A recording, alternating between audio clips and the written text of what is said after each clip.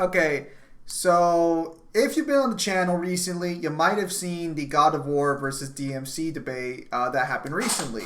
Now, unfortunately, due to circumstances that we didn't account for or plan for, the debate kind of wasn't the best, and unfortunately, on our end in particular, we weren't able to get out a lot of the information well, Langer in particular would have liked to, especially given how the format kind of put him on the defensive most of the time. We're going to do this video anyway, but this is a more in-depth video for what we actually found, and we're going to bring into the God of War debate. It just never ended up happening. And he's muted. Why is he... I'm answering Belrog's question because he's asking me this now, right after we've already started. How do you think I texted you it? Okay, so while these two spitting images of professionalism are doing that, yes, this is supposed to be what would have been mentioned in the debate if it probably would have been formatted a little better, I think, and if Mangler wasn't tired from uploading 200 fucking scans. Zim, do us a favor. Like, for the first couple of this, find like a silent scan of the Three Stooges hurting each other. If you guys want me to edit that in, I'll try to edit it in post video. You won't need to bring anything unless it's like not specifically mentioned. Which there might be like one or two. I think given that everything else has like receipts on it, I don't think anyone's gonna really care if you say something that's not directly sourced. I think at this point they'll be aware that there's like it's there. You just didn't put it in. For context, Mangler's talking to us via his phone, right? He doesn't really have access to his laptop right now. No, I have my laptop. That was why I was happy to start. It's because I just got it. I don't have all of the novels and the guidebooks with me like I normally have at the other house. I still have all the scans I took from them, so it really doesn't matter. Alright, so currently right now they're seeing the star of the God of War claims rejection. That's what they're seeing right there. Yeah, so basically this was something that I was going to go over when I mentioned the debate, that there's a really big misconception in God of War that people have, and I put this in the first argument, that essentially an assertion that the realms in the Greek pantheon are separated by time and space. So the first one that I show, this is an example that, I mean, you don't really have to use this one. You could use the one that follows after this, or the one that follows after that, or the one that follows after that, or the one that follows after that, or any one of these like 4 or 5 or 6 or 7. Basically, just go into God of War and look at any example from God of War 3 to God of War 2 to God of War 1 of a character falling off of Mount Olympus or falling between the realms. They're literally able to fall to the next realm. There's no bubble or any sort of like dimensional barrier or anything that's indicated in any capacity, shape, or form that prevents them from going to realm to realm. And I believe the distance between Olympus scan here, I think it's able to open up on my computer. I was having some trouble trying to open it up on my phone. Is the scan like at the bottom, or should I? Yeah, so it's right under the Gaia one. Okay, so let me open that up real quickly. No, so it opens up on my phone. It definitely opens up on my phone. Oh, okay, hang on.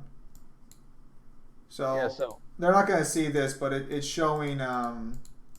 It shows a bird. Actually, yeah, this might. It shows a bird that's basically. Yeah, hang on. Let me see if I can't put that on the screen right now. Actually, since. And it goes flying out of the underworld, as Zeus is basically giving a monologue for the basis of where the Olympus came from. It soars up from the bridge where Olympia is,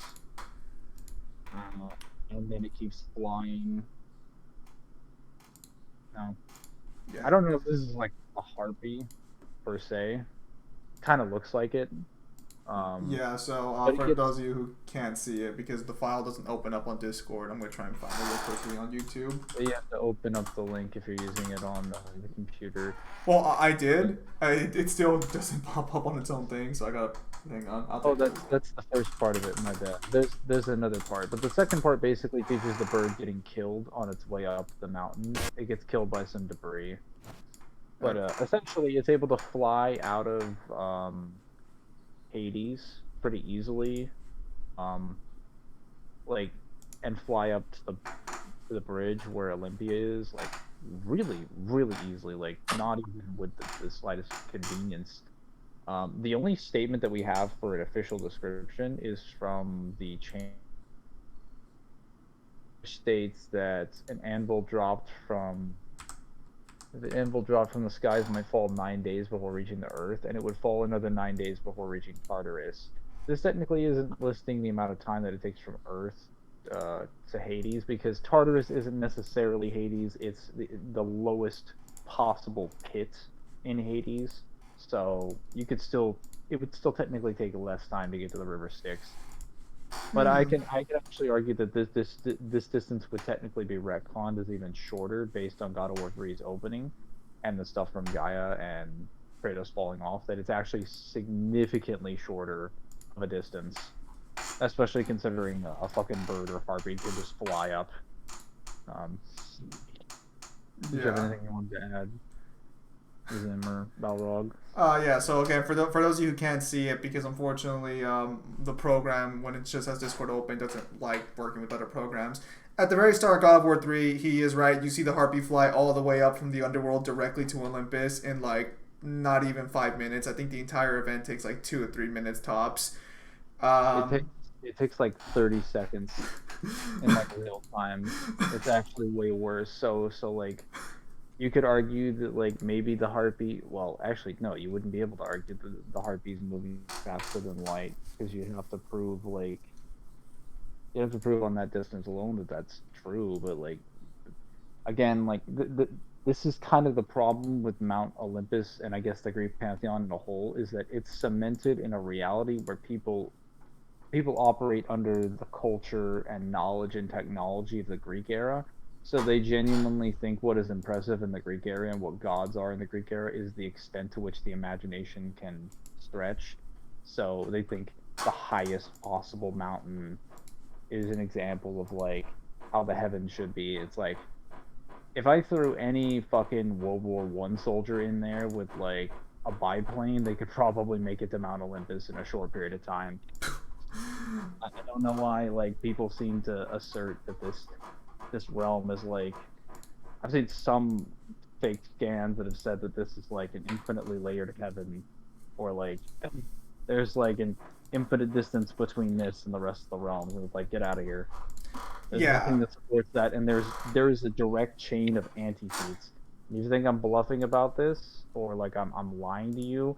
The next scan is the separation of the underworld from the mortal realm, which shows Atlas at the top of the Pillar of Creation in God of War Chains of Olympus, and he is literally holding it up. He is in the same position.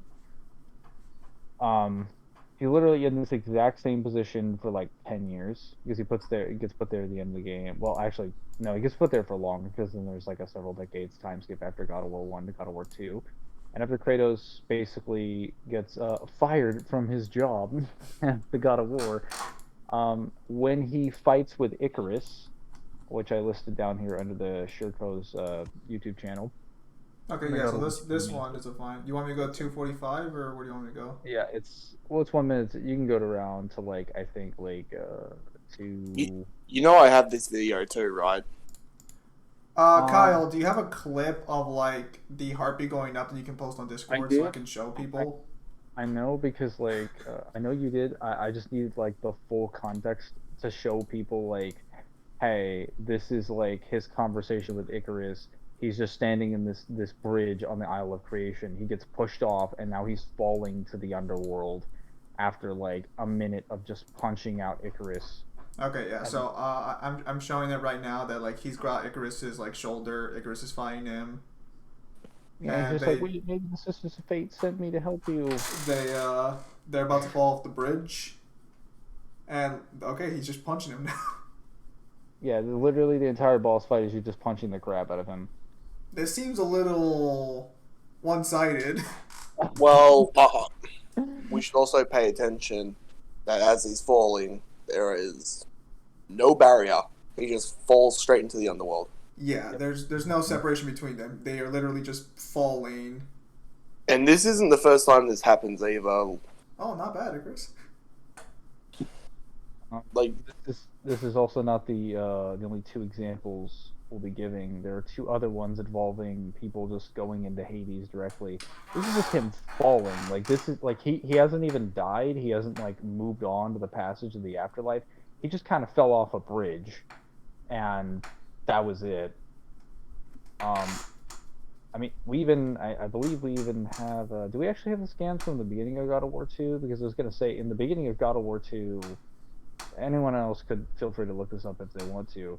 The beginning of God of War 2, you can literally just watch the cutscene right after you start a new game, where Kratos is right about to go to the city of Rhodes, and he just walks. He opens the portal, and it's now granted he does go through a portal to do this, but he only goes to the portal to the outside of Olympus. He's still standing where it is, and he decides to take a step off, and he just falls out of that atmosphere, and he falls straight to the city of Rhodes.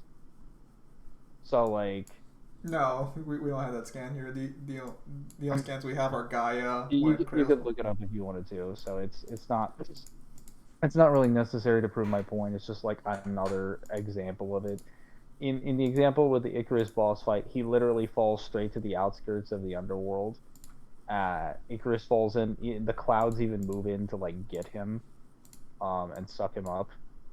So and Hades is or not Hades. Atlas is still there. Yes. Atlas also after you meet him lifts him up via his hands, so he's able to lift him back to the aisle where the Sister Fate is and the bridge where he falls off initially. I can use these two other examples, which these ones kind of make it like worse.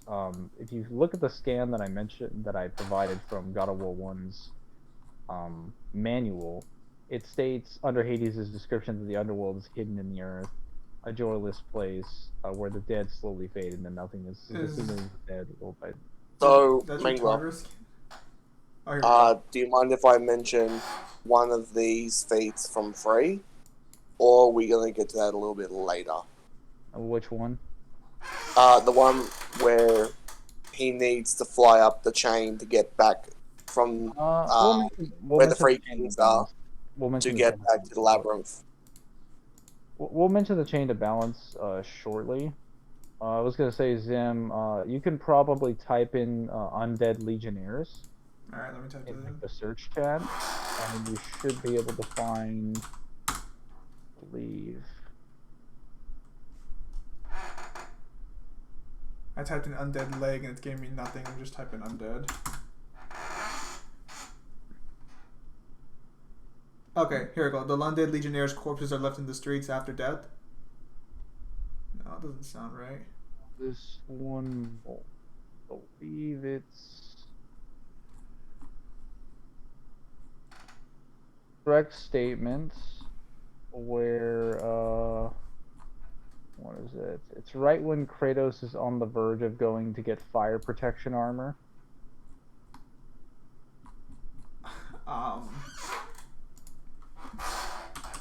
Well, I typed in what you want me to type in. I can't seem to find it though. It's not really. I'll say, well, what's on the scan specifically? I may or may not have it here, but basically it confirms that the undead legionnaires, they just come out of the ground. They literally come from the underworld. Though I wouldn't need to like. Oh, I don't okay. even need to provide a scan from that because it's literally like the legionnaires that he has are from the underworld. Like they're not Well, like troops if that you're he insistent on recreated. using another one, you can also use the Barbarian King. I mean, I could. That one's just a little too easy, but yeah, the Barbarian King does the exact same thing where they basically crawl directly out of the earth.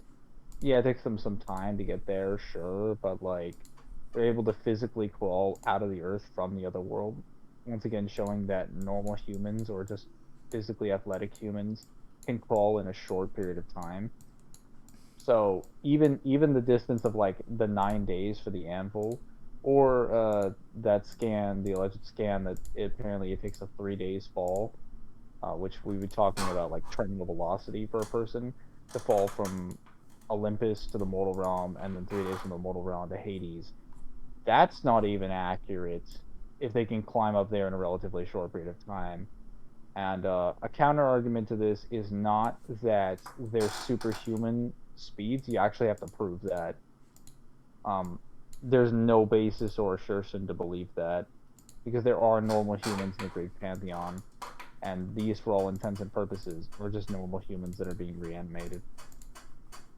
So, top that off with the bird example that we just used, Kratos falling out of the pantheons falling out of the realms of the pantheon multiple times. It is just like consistency here. Now, if you don't make these claims, these are not anti-feats. But for your average God of War power scaler, this is a massive amount of anti-feats. And a consistent amount of anti-feats at that. Yeah, because like another example here, you can see right there in God of War 3, the last one of the Greek pantheon, Kratos falls off Gaia and just plummets through. Then, when Kratos dies in both examples, in God of War 1 and God of War 2, he gets pulled directly into the earth. We do have an example in the God of War 2. We do have an example in God of War 2 where after Gaia revives him, he literally crawls his way back out of Hades. Yeah, he literally crawls out of the portal, right? Like, he just crawls right out of it. It's not a portal, the ground just opens up. Yeah, the ground opens up, and then after you leave the area, it literally closes in its place. So again, someone with an excavator could probably dig down to the underworld. It's not like a special condition thing where, like... Well, like, no, I do agree with that one. Like, there's clearly enough evidence to show, like, you can just fall down. Like, you don't have to go somewhere. But I guess I'll have to take a look at the God of War 2 thing, because I'm pretty sure it's just, like, a portal opening for him to just pull him down. But that's... Oh, here we go. God of War Part 1, Escaping Hades. Let's see this one here. He's just climbing a rope. Okay, yeah, in God of War 1, yeah, I remember this one. He literally just climbs a rope out of there. Yeah, he also just falls into the ground and then gets sent to the underworld. It looks like Hades is like less than 6, like just a little below 6 feet under the ground. It looks like the grave would be bigger once it was done. If I remember correctly from what you told me, doesn't the novels also confirm this? Yeah, the novels has, I believe... Dude, let me type in the word shade. No, I spelled it with 2 fucking A's, of course. Oh, that explains a lot.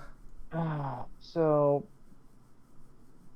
I believe he says... What does he say? Here we go. So he fell along, so what were you asking, Kyle? Just before I continue. I was just asking if the God of War 1 and 2 novels have examples of him just crawling out of hell. Yeah, no, I was looking at the opposite scan of him falling in. Let me go get the opposite one. Hang on. So these are just for consistency, because again, if you watch the debate, you saw that they tried to argue that the realms were separated by space, at least. They do argue space and time, but... You need to... I mean, Jim, if you actually want to get super technical, you and me, we're divided by space. Don't be like that. That's true, man. I guess that means we're universes apart, am I right? Or am I right? Oh, don't be like that. So after we go through these examples, would we be showing how the realm of death and Hades do not have different time flows? Yes, that'll be the next one. I'm assuming we're going to hit that up. Says, page 268, says, though a shade he could be hard by these enemies discovered, but victory healed his wounds. The underworld behind him vanished as he clambered higher, finally seeing the ceiling above. Kratos wondered at what appeared to be the roots dangling from the bottom. As he got closer, he saw that there were roots of living plants from the world above, the living world above. He climbed faster and followed the rope into a hole that blocked all senses. His shoulder bruised dirt, and the hole narrowed even more, but the rope still stretched taut above him. Ascending more slowly, he felt himself being crushed and smothered, and knew the smell in his nostrils and dirt in his taste his mouth, dirt, clay, earth.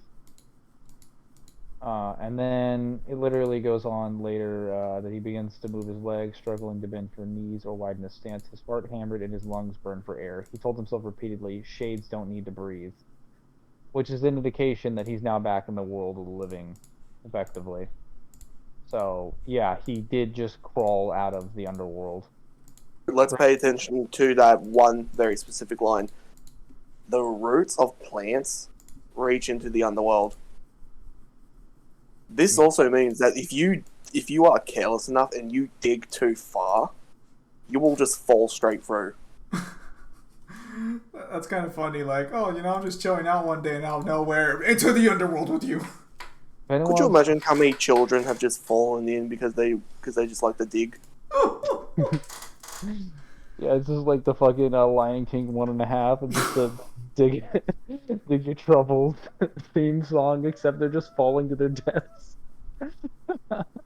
Okay, so in all seriousness, if anyone wants to say that Zeus being there like makes this a special equation or like I guess occasion, no, because there's nothing special about the rope that he gave him or the circumstance of him like being there really. Oh, Zeus, the old man you're talking to in the grave area? Yeah, Did you not know that Zeus was the gravedigger? I was just under the impression I was like a soothsayer or something. I was just watching the cutscenes a while back, like 3 months ago. I knew the Gravedigger was weird. I didn't realize it was Zeus though. Is that like stated somewhere, or is that like supposed to be? It's implied in M1, and it's pretty much confirmed in Ghost of Sparta. Okay, we'll see. Yeah, I don't have the Ghost of in one's novel. It's confirmed directly in one's novel. Okay, yeah, I didn't see that in one's novel. I just saw the gameplay cutscenes, and I just like I knew the Gravedigger was weird, but oof. Mangler smacks him for having such a smooth brain. Oh, the pain. Alright, so back to the debate scans. What else? I think that covers most of them just not being separated by space or time. There is like one additional realm, which is the domain of death. And if anyone wants to go and look at the one for Shirko, you can.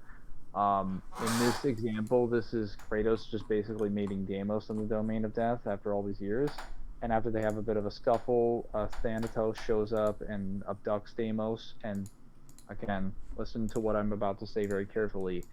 Jumps off the cliff out of the domain of death, the area that's stated to be a realm that exists outside of the realm of Olympus and the domain of the mortals. And he can just jump out of it in 2 seconds and fall to the mortal realm.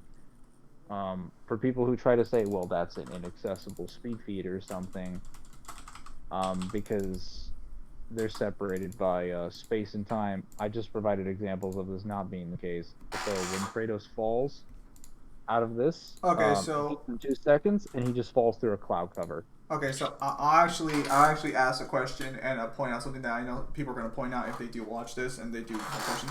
When Kratos falls, there's a giant like light, like a light that appears, and then it just falls off, like yeah. So someone could easily argue that like that's him falling through like a veil or something with that bright light. And source for that being a time-space barrier, some dimension of, or are you just affirming? Well, okay. So here's the thing. Like I'm seeing him jump. There's a flash of light when he jumps, and then there's a flash of light in the realm of death when he like comes in. Would you like to know what the Ghost of Sparta guidebook says about that? Sure. Let's hear it. Just as he falls out of the sky. Doesn't mention a barrier. Doesn't mention a dimension or him leaving the domain of death. It just says he fell out of the sky. Nothing specific.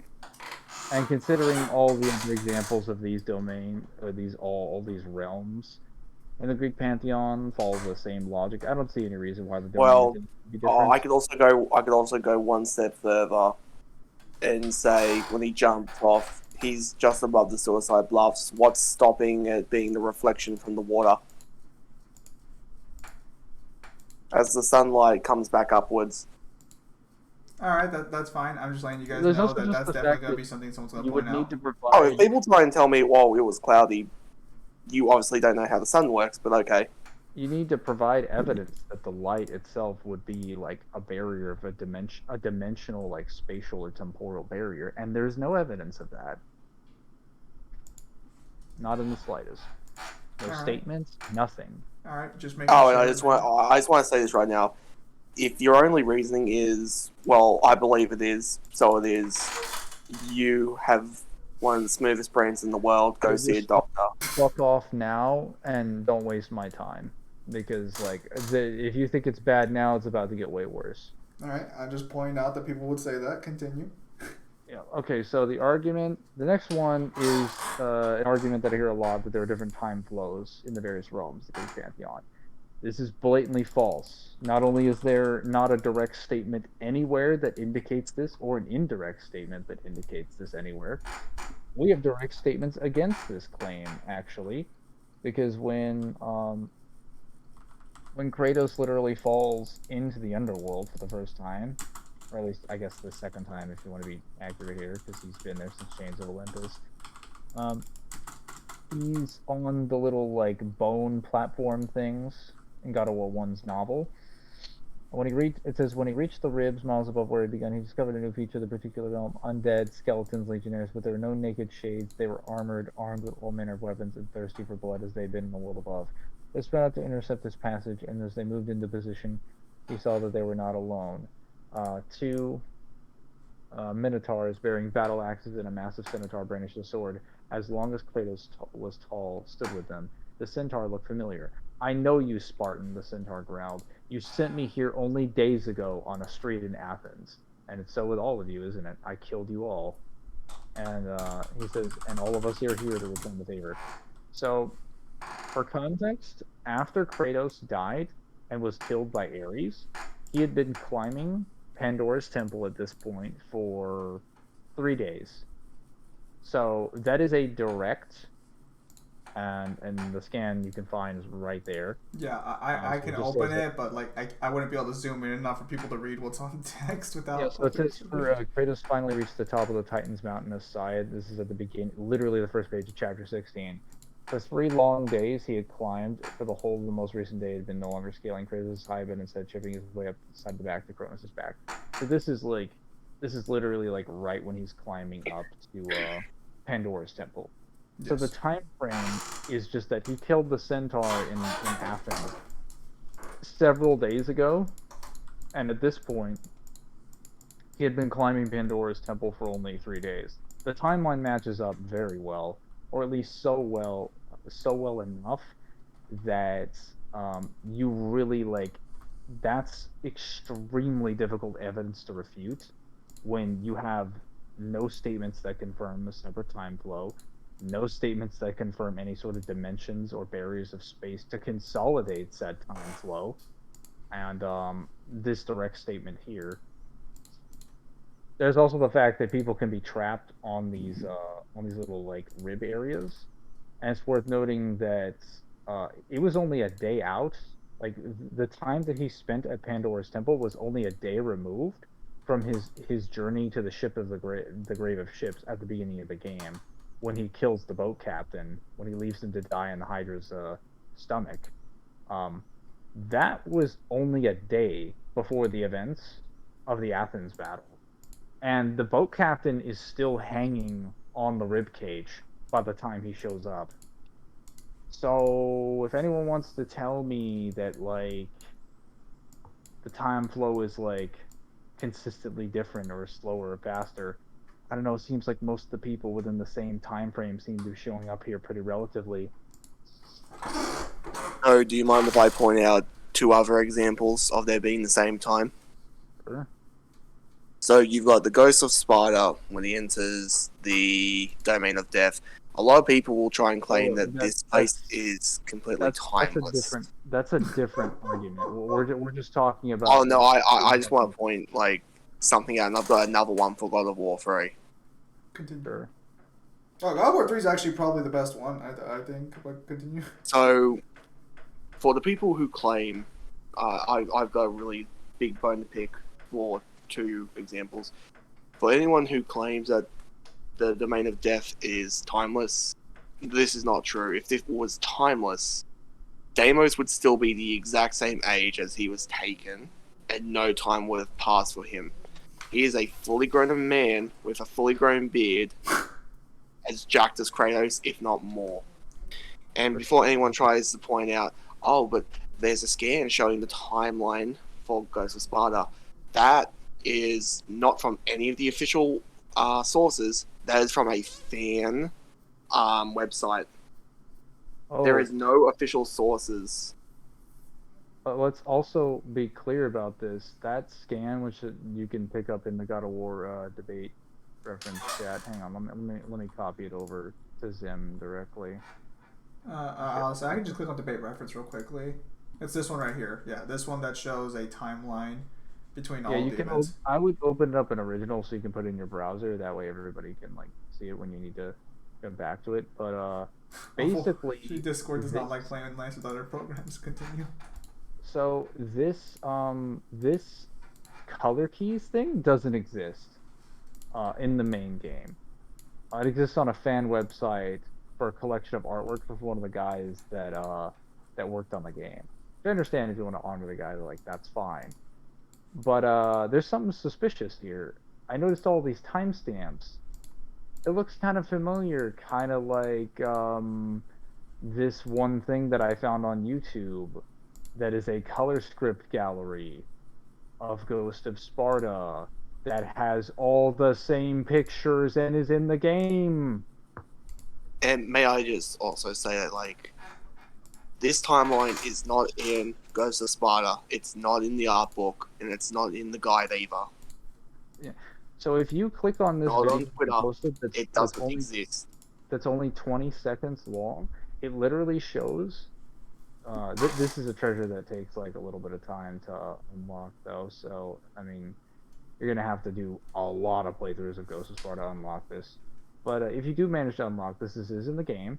It's the color script gallery, which is at the bottom. Yeah. And when you unlock it, it will show the chronological timeline, or I guess the chronological photos rather, not the chronological timeline. But technically, it's a timeline because it puts them in order to the area that you go, and it shows them from like Mount Olympus to the end of the game with the Domain of Death. The exact, if you compare this and contrast this with the photo used for the color keys thing, it is the exact same artwork, but there's a difference. Not only are they not aligned in this way, nor are they labeled with an actual name, nor are they labeled with time of day. They do not have a specification or a title given to them at all. They're literally just a photo of concept art, because that's what they're intended to be. So this is ripped straight out of the game with a date label applied to it that was never applied in the official release. And again, I just want to reiterate, like, if it was truly a timeless place, Deimos wouldn't have aged. Oh, Now, before anyone tries to say anything, Kratos literally would have shown up at the same time as he would have been chained. No time should have passed for Deimos whatsoever. He should still be a child. let's go over what the Ghost of Sparta guidebook has to say. Far from a happy reunion, Deimos appears deranged from his years of captivity. He is filled with anger and blames Kratos for failing to protect him all those years ago. And then in his description, next to the mission description, it says, after years of imprisonment, he is eager to lash out at those he feels are responsible for his suffering. His time in the Death's domain has driven him to a state of utter desperation. Okay, I think I've kind of hammered it home at this point. If you're unironically under the impression that there isn't time in the domain of death, you are like not in the loop. You are a You've lost been false cause. you've been fed false information, or you are blatantly lying and being dishonest. So So, that's for the stupid. last one I want to provide is from not from Ghost of Sparta, sorry, from God of War 3 itself. When Kratos falls into the underworld, no characters reference a difference in time. The war between the Titans and the gods is still raging on. The day is still young when he comes back, and he fights. He goes up and down multiple times, and the time of day usually either doesn't change, or it's like slight hours later. Oh, there was one thing I forget to mention, because I always forget to mention this, mainly because there's already an overwhelming preponderance of evidence, and I kind of just like forget it. But it's this huge thing that shows up in God of War 3. It's called the chain of balance. So Malrog always hammers me for forgetting to remember this, but there's a section of the game where you're in the underworld and you're kind of having trouble getting to the Olympus, so you kind of have to take an air vent shaft using the wings of Icarus, because the wings of Icarus are unable to fly; they can only glide. So you have to use the power of the air vent that you can open to basically launch yourself up the shaft. Some people have tried to tell me that, like, obviously they're separated by space and time because of this one statement description that is in the God of War debate reference chat, from a alleged interview somewhere that exists, and it says, it basically says, what's it called? Yes. What is that, the realm? The image you Yeah, provided? so it says, what exactly is the relationship between the underworld and the mortal realm? Is it supposed to be a world physically beneath the earth, or is it another dimension? It says, the image you provided from the handbook clarifies that these realms are interconnected, and I believe that's a good explanation for the relationship. If you recall, in God of War 3, we introduced the Great Chain, a massive chain stretching across the entire world which linked the two realms. That is to say, there are separate dimensions in the sci-fi sense, but still connected through tears in the fabric of reality, which the chain passes through, securing the connection, preventing both dimensions from being thrown into disorder. So people take this to mean that, like, well, dimensions are mentioned at all, so obviously that means, like, since they're in the sci-fi sense, they're separated by space and time. So here's the problem here with asserting this in Word of God. You kind of have to have a series that actually has consistency to assert authority of, like, an author, because the author's word is final when, like, what they're talking about is not only, like, for starters, they know what they're talking about in the context of their own lore, and their lore doesn't contradict themselves or the claims they make all the fucking time. This is Or they built don't contradict the other people you ask for information either. Well, yeah, no, we're gonna get into authors contradicting each other all the time, because that happens. That happens like every fucking day with the God of War, with the dev team, involving the various dev teams involving God of War.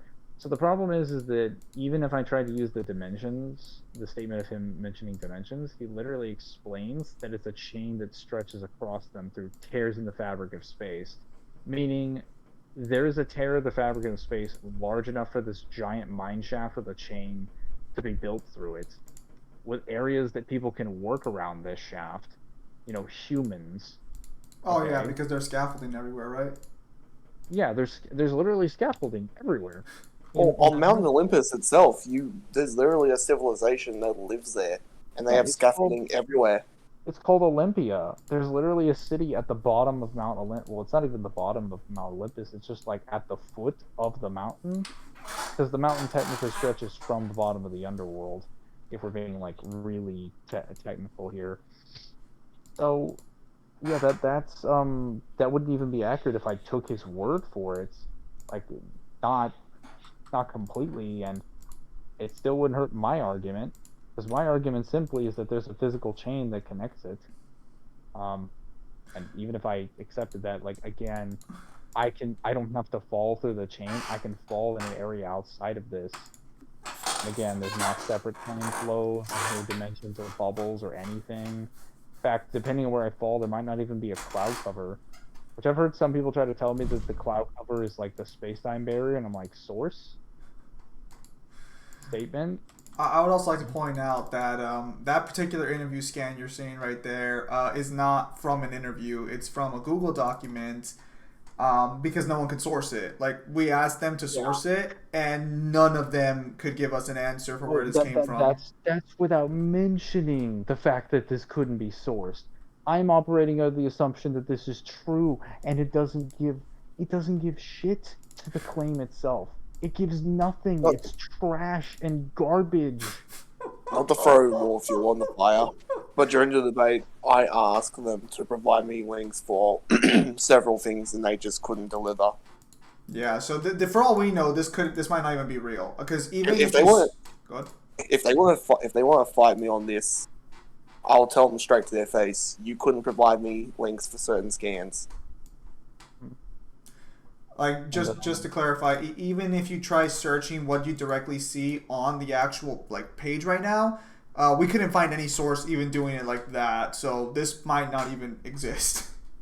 So now we get into now that we've talked about fake scans. Now it's time to get into the argument of Kratos having inaccessible speed because he scales the gods, scaled the titans and primordials who fought before time existed. Hang on. Let me go ahead and show that one. So this comes directly from these two wonderful scans from the Chains of Olympus website. Or at least they would if you didn't know what it looked like at the time. This is actually what the template for it looks like. So for context, because the way Mingler wrote this here is a little like confusing. The scans on top, the one where it says the genealogies of the god, where it shows these two characters in a big box of text, that's the fake one. The real one is the one with the short amount of text. And no text. And this one has no text either. So these are the real versions of those scans, and these are the fake ones. To clarify, just in case you don't take us at our word, these were verified by other groups of people. But for this one in particular, there is a typo, and it's also not text, like it's not set up correctly for the text of the box. You can actually see it's biting into the edge. An actual text like setup box would look more like this. It would have spaces between it, so you can clearly tell this was a forgery based on like how poorly they handled some of the areas. There's also the problem that this can't be reverse searched at all. It doesn't exist. Yeah, you can't even verify it. I was going to say, it pays to have an English major as a friend to check out these things. And a person who also studies criminal justice, so you can smell intent from a fucking mile away. I will say for the record, now you could just provide evidence that they just are just bad at formatting, but based on the other scans I've seen, that's not true. Well, see, there's only Thank so you, Law and many... Order. I'm done. So here's the thing: like the quality of your arguments can be determined sometimes in part by the quantity of the evidence that you provide. But if the quality of said quantity of evidence is really bad, and the quantity of that bad evidence keeps increasing over time consistently, like we're not just talking about taking things out of context, which I could amount a lot of these scans involving the pantheons being separated by space and time, or just blatant ignorance. This is just lying and dishonesty. Like, this is just an attempt to wank your verse as high as you possibly can. Like, you're so desperate to make this character as strong as you possibly can. Like, you can't just, like, accept that there's a certain level of strength that they're gonna get, and that's what you're gonna get. Like, you don't need to... I mean, you can ask for more, sure, but whether or not the director actually gives it to you is another thing. Like, I'm sorry that you don't have these scans that seem to say that, oh, these characters are the quintessential aspects of, what is it, the actual scan in question that you're referring to says they are the embodiments of the essential aspects and concepts of nature by the hands from which the world was shaped. So, even if I took this scan as real, there's obviously some fucking problems with this. So, for starters, the embodiments of the essential aspects and concepts of nature by the hands of whom the world was shaped. Really nice. Fails to mention that this progenine, which is the one that it's referring to in the later scan as well, literally gets retconned the fuck out of life by the primordials when Ascension comes around. Because Ascension clarifies there's a race prior to this that establishes this. And it also establishes that the primordials also didn't represent nature as a whole. Their battle created things involving, like, the Earth and what they interpreted to be the universe. So, that's without mentioning the concepts argument, which people have seemed to claim that a lot of this was made in the context of the Great War, that things like fear, rage, and evil were born from those battles. Completely failing to recognize that Kronos felt all of those things and is literally stated to have felt fear before the events of the Great War. And that's actually the reason the Great War starts, is because he, out of fear from a prophecy given to him by a human oracle, he just is like, yeah, I'm going to eat my kids. And then his son feels great rage for what happens when he grows up in an attempt to take out his revenge, all things that they're experiencing before the creation of said concepts. The response to this should not be, therefore they're superior to concepts. No, that means the concepts existed prior to said creation. They just Can I simply grew stronger during the Great War. So can I talk about people who try and say that the gods represent their concept? Oh, whoa. No. I'm not going to bring up all the gods. I'm just going to bring up two Helios. very easy ones. No, even easier. Well, hang on. So Kronos, the god of time, when he dies, time is still a thing. When Gaia dies, the Earth is still a thing. So I'm sorry. Nothing happens to it. Nothing like super drastic either. Like Kyle's just out for blood. we can't even say like the example for Gaia works this way, because at least with Kronos, he's like cool. Per se, he's not in a position of power. Gaia is literally pulled from the Great War in her prime, and nothing happens to the Earth. Like the embodiment of the Earth just died, and it's like, yeah. Well, even if you want to say she was the embodiment of nature, which is kind of not right, because that's supposed to be Hera or Demeter. Well, the game can't decide that. The devs can't seem to make up their minds. But either way, I mean, the devs. I'll give them credit to this. The devs were accurate to the source material because the Greeks couldn't make up their fucking mind either. That's the one thing people don't seem to understand, is that, like, we'll get into this a little bit later, but the Greek pantheon isn't just an inspiration from, like, the actual Greek mythology. It is intended to be a representation of their actual beliefs. Hey, you remember when you told me this was only going to take? Beliefs shape the region. You remember when you said it's only going to take 20 minutes? We're at 46 now. Nice. Who said it was going to take 20? You were lied to. Maybe it's 20 minutes for me. I experience time differently because I say so, of course. So you can trust it. There's also like And you know what? No, Kyle, I don't stop give it. a fuck. Okay. Yeah, so there's this Tales of Morpheus scan, and there's a lot of. I just mentioned this as something to mention, just kind of to laugh at. There's the Tale of Atlas, Tale of Persephone. There's Tales of Helios. There's a lot of Tales of scans that apparently existed in the. It's like on this website for Chains of Olympus back in the day before they got removed, as the God of War website got updated. So this is kind of my position on how canon works and discarded canon works.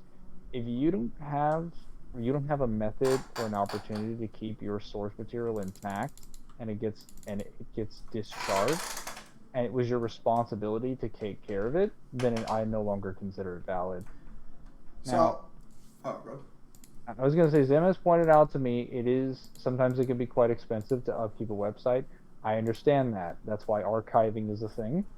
That's why introducing it in your source material is a thing, because you could literally post this or format it into the Chains of Olympus game as a treasure section where it would be there permanently forever, or you could update it online, because they could also do that at the time since this had PS3 ports. You could also have it as an extra in the game itself. So that's without even mentioning this was at the time when this was on the PSP. It hadn't been ported yet. So they had all the time in the world to make that decision for the next 3 years, because that happened in, I believe, 2011 was when they had the port. It was shortly after God of War 3. So they had the opportunity to update this and use this. They didn't. And that's without mentioning the stuff that gets retconned in this fucking scan. So let's see. Morpheus is one of the Protogeno, the first order gods of existence since before the creation of time itself. It exhibited the quintessential abstractions of nature. We already talked about how they don't represent nature consistently. The Protogene, that gets retconned directly by the fucking Ascension. Yeah, Ascension, and how the creation of time itself. So this gets directly retconned by Ascension, because it's established that time does exist during the primordials, as they are literally fighting for an eternity. And Aurea Lawrence confirms in her statement that they fought for eons and eons specifically, which Is it Neon confirmed is that Morpheus is a primordial later on, or like was he just kind of no, lumped in there? no, because the term primordial first originates in Ascension, which Okay. is the last game released for the Greek pantheon. Also, when we're talking about Miss Lawrence, she also states that she believes that the primordials were born from the birth of the Big Bang. So that's going to be more in line with writer inconsistency, or at least like the writers don't fully step on here. I will say something though regarding this scan here. This scan in most other series with most other groups of people could be valid. Like, you know, you could just assume the website went down and that's it. Unfortunately, God of War does have scans flowing around that aren't true, as they mentioned already before, and they're really hard things to find. So you can't even take this at full face value that it's like actually real and correct, and that's assuming if it is, even if the text on there is real and correct, because unfortunately it is a poisoned well situation. If it doesn't come directly from the games or an official guide that can be confirmed, it's very hard to take it like at face value. There's also some story inconsistency in this last paragraph, because it mentions how rumor has begun to rise up of a plan to overthrow Olympus, a plan Morpheus is said to be a part of, the light that illuminates the world and disappears in all the light and dreams. And the world of man and God will merge into one, and all of creation will be consumed in the black world of God. So, the issue I have here is that granted, it doesn't necessarily confirm for sure that Morpheus is like trying to cause people to go to sleep, but there are several statements in Chains of Olympus's guide that confirm that he's not like that the gods are trying to wake him up because they're trying to get him to stop putting everyone to sleep, and he's actually asleep during the events of Chains of Olympus. He is not intentionally putting everyone in the Greek pantheon to sleep. He's accidentally doing it. Morpheus? Yes. Are you serious? He's not intentionally putting everyone to sleep during the events of Chains of Olympus. Wait, what? Yeah. What tomfoolery is this? A lot of people don't fucking know that. And they think it's just like, yeah, it was part of the plot. I'm like, no, there was no plot. It was incompetence. I feel like baby. that sounds wrong. And that's what I thought. But then again, I thought the same thing when I went through God of War 1's novel, God of War 2's novel, my book, Comics. Yeah, comics. Okay, so all right. We also, so before we move on, right. I just want to mention this as well. I know this is supposed to be under author inconsistencies, but stop trying to use DMs that can't be verified. For God's sake. Unfortunately, God of War does have some DMs that are unverifiable, and again, God of War unfortunately suffers from a bit of a poisoned well situation where too many fake or unverifiable scans do exist. All right. This is a hot take, but I feel like this is more likely to happen when you're basically running what is effectively a meathead franchise. That is to say that your franchise operates around a character that's main solution to problems is just punching and kicking them. Hoorah! Not necessarily me. I mean, I guess if that's how you feel about people who fight, you know, to solve most of their problems. I don't think most of Kratos' problems could be solved by talking, though. I'm saying that the specific appeal to him is just like, I just beat the crap out of everything. It's because he's a good father. That's the main appeal there. But that's my typical criticism towards this is a little bit more in relation to his like hacks abilities, but we'll get into that later. Yeah. The point. Yeah, Kratos was a good father, and R. Kelly was a great source of children. Stop, you bad Kyle. We're trying to keep this video like PG. So it is still PG. I did mention stuff about like Persephone here, but I guess I'm just gonna. I mean. Well, let's try and keep on track with what's on the scans here. Wait. Oh, I actually see that you have a. Is this the primordial? I don't remember why I mentioned it, but everything here is valid to some degree. So I'm gonna come back and I'm showing them mention the it. primordial cutscene right now because I didn't realize you had this here. Yep. And we have the Ariel Lawrence's statement in the, I believe in the director's scans. So yeah, the cosmology unfortunately not separated by barriers at least, and there's not really much to go off there.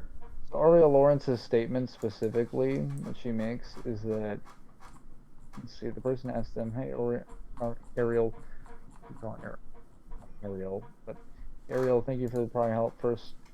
Last question is Morpheus and God of War the same as Morpheus and the God of Dream?" Like, yep, that was the idea of Morpheus. Along with the other primordials such as Uranus, Nyx, Chaos. Oh, so he's called the primordial in the question.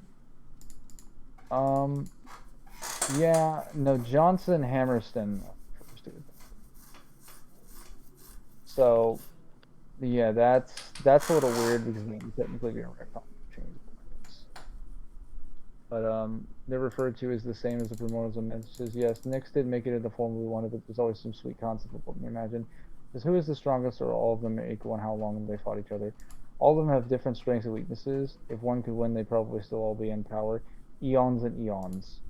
So effectively, they fought for that length of time. It says, perhaps time didn't exist in this battle. I'd like to point out that is a leading question.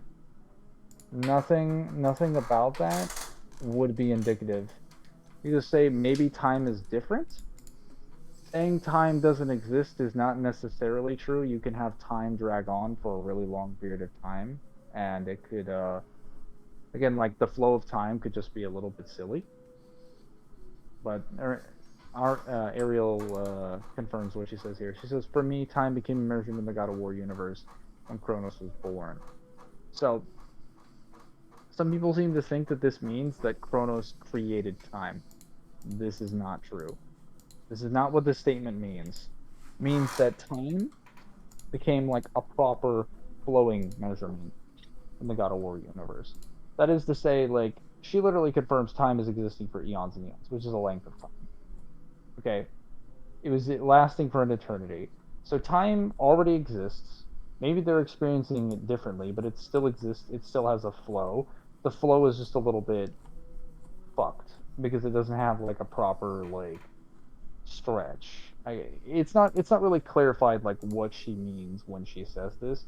We just know that her earlier statement was in the context for former statement, her later statement, that is to say, because she's giving a time frame for how long they fought, how long their battle lasted. Keep in mind, when they're battling each other, they're creating their interpretation of the universe. Okay, so they're making all of this as they're battling over this length of time. So nothing, like, it isn't that nothing is happening. Things are occurring during this period of time. All that Kronos' birth does is really influence the way time is flowing is already flowing there. Maybe you could say it gave it a little bit more of a control to be experienced for like humans, something, perhaps. We don't really get any clarification, but we know for a fact time exists prior to Kronos' birth. This technically also kind of messes with some assertions of scaling in AP, but we'll be going through what our like thoughts are when we get through the rest of this. So now that we've gone over inaccessible speed stuff, now we're gonna go over immeasurable speed arguments. Right. I know Kyle loves this section. It's so good. All right, Kyle. So right here, let's start off with this one. So for context, this is caster moving about. Yeah, so this is the argument is that Kratos has immeasurable speed, so he can react to casters moving through the flow of linear time in a linear manner using the amulet of force. I would like to point out that there is never a statement that indicates he is moving through the flow of time in a linear manner. That is the description I gave to it for the argument that's presented. There is no confirmation in any capacity he's moving through the time in a linear manner to this degree. So as you guys can clearly see in the visuals, he's teleporting around. He's usually teleporting around like you can see when he uses the amulet, he teleports. It's very different It's from when he also worth attacks. noting that Kratos' vision is blurry here, and he's not properly keeping up with everything that's going on, as he's very slow to react. And when Caster attacks him, he's already out of the jump for a period of time before his attack makes contact with Kratos. And Kratos doesn't even properly react. He makes contact with him when his guard is still up. He's facing slightly to the left instead of the right where he should be. And Caster's already out of the jump. So he's not reacting to him mid jump. He's already out of it at that point, and he's attacking with his guard up. So I don't know why this is being presented as an immeasurable speed feat. I mean, I guess it's because these other statements down here involving the amulet's like power So- to control the flow of time, but that's a scan that couldn't be verified. So they're referring to this one right here, by the way, the shapeshift and wheel time. Also, just to add something else entirely. So, just like in God of War 2, and as shown in his perspective in the God of War 2 novel, people can tell when time is being manipulated because there's always a green hue over the area. I actually think I have that in the God of War 2 novel scan. Let me see if I can. Kratos directly references it into his novel. So while they're looking for that, and while Cos pointing that out, I want to point out specifically, this is the description for the Amulet of Ouroboros in the game. Stolen from the Oracle Alten by the Prophet Caster, this amulet's gem can show the life and death of an object. In fairness, it does like do time manipulation when they're fighting, so that is not mentioned in its description, but it's very clearly shown. Even if you want to argue that Caster and Pollux is fucking with Kratos here, this would most likely be at best. This would at best be inaccessible if you take it at its like best value. That would only really be if they could move through like stop time. Well, But so the problem is that they don't even put him in stop time at all. They just put him in a time slow, which would just make him slower by like a finite amount. Well, so this is where like the author's statement comes in, where they ask him like, was Kratos being slowed or stopped, and he's like, Kratos was pinned there. So like at best, you could argue inaccessible. You don't get any higher with Caster and Pollux. Again, That's again if we assume he's moving with like raw speed, when he's literally just confirming, yeah, the amulet's powers work on him, which just hurts and destroys that argument. But then I also have two examples of both of his time manipulation abilities working on them in gameplay. Again, like if someone wants to tell me like, well, this is gameplay versus like the story, this is the only depiction of it we have. And the author agrees with me. So I would like to point out that you can't really argue gameplay versus story, because the sections you're seeing here are technically gameplay. In fact, I think you can even see Kratos is actually affected by the manipulation during the boss battle. So how a gameplay versus story? Yeah, argument you works actually is see him. that- Hang on, you actually see him being slowed down when he's inside the green hue. It actually does affect him. Yeah. No. What I'm saying is that someone would try to tell me that's only gameplay, so it doesn't count. And I usually tell them like, this is the only depiction of the abilities we get. Like those specific abilities only show up in these sections, and this is Kratos' reaction to it. Now, I want to be clear here. I don't think being affected by time manipulation directly like destroys higher levels of argument for speed. Again, I'm just saying though that at least the way Caster and Pollux fight, their speed is not being amped by the amulet, and they only use it to teleport around when they fight. So even if again they were amping themselves, it doesn't appear like it'd be like directly in attack form, like the way attacks move. I've been told that they apparently use the amulet on themselves because they use it to age themselves back to their prime. They do. I remember that one. And because Kratos can use the amulet of Ouroboros to move things like backwards and forwards in time using like the puzzles, people are certain, therefore they can move themselves backwards and forwards. This is never stated. This is never clarified. This is never confirmed in any capacity that their abilities can work or their understanding of the amulet works to this capacity. And we have scripted moment of him not being able to react to what's happening, and he's barely able to react to them attacking him after they're already outside of the time jump. Yeah. Well, So. Oh, go ahead. I also want to point out that this fits in with the description from the game, as it can restore, or it can restore and end the life of an object. So by doing that, they're not moving through time; they're just restoring the youth that they once had. So also just to clarify as well, as you can see again, the jumps they make are the only immeasurable speed argument you could, or speed argument you could make. They are outside of the jump when they attack Kratos, and all the energy is gone around them. So Kratos is reacting to their speed, not the amulet's potential speed. So we'll stay away from the rest of like the resistances and debate conditions and whatnot. Like this is stuff that's gonna take a while to go through and is probably gonna kill whoever the fuck wanted to scale God of War. I'm sorry. Like I don't know if I don't think you need to see that just yet. That's you're already feeling dead inside. Oh, Yeah. Look, you're either feeling dead or you're feeling uncontrollable rage, and you think that we're just demonstrably wrong. yeah, we're just demonstrably wrong with the shitloads of evidence. Okay, that so happened. No. You know what, Mangler? Don't trust what we say. Who are we? We are just the Devil May Cry wankers. Yeah, I know. We didn't spend like 3 or 4 whole months going through and sourcing, cataloging all of this okay, information and double checking it. like this is actually Mangler's like bed sheets right here. He went and bought the physical copies of all the books. I spent. Do you guys have any idea how much time and money I spent on this fucking shit?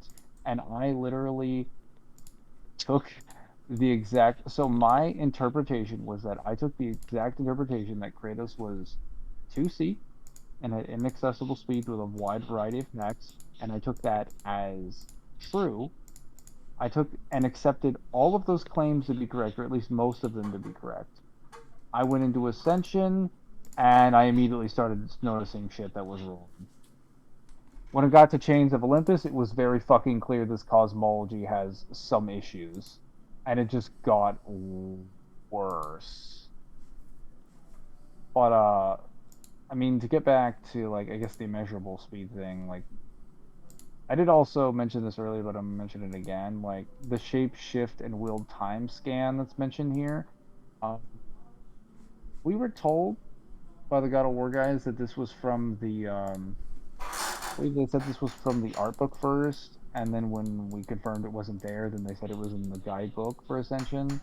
Like I can't find any guidebook for Ascension, and I've been searching it for months.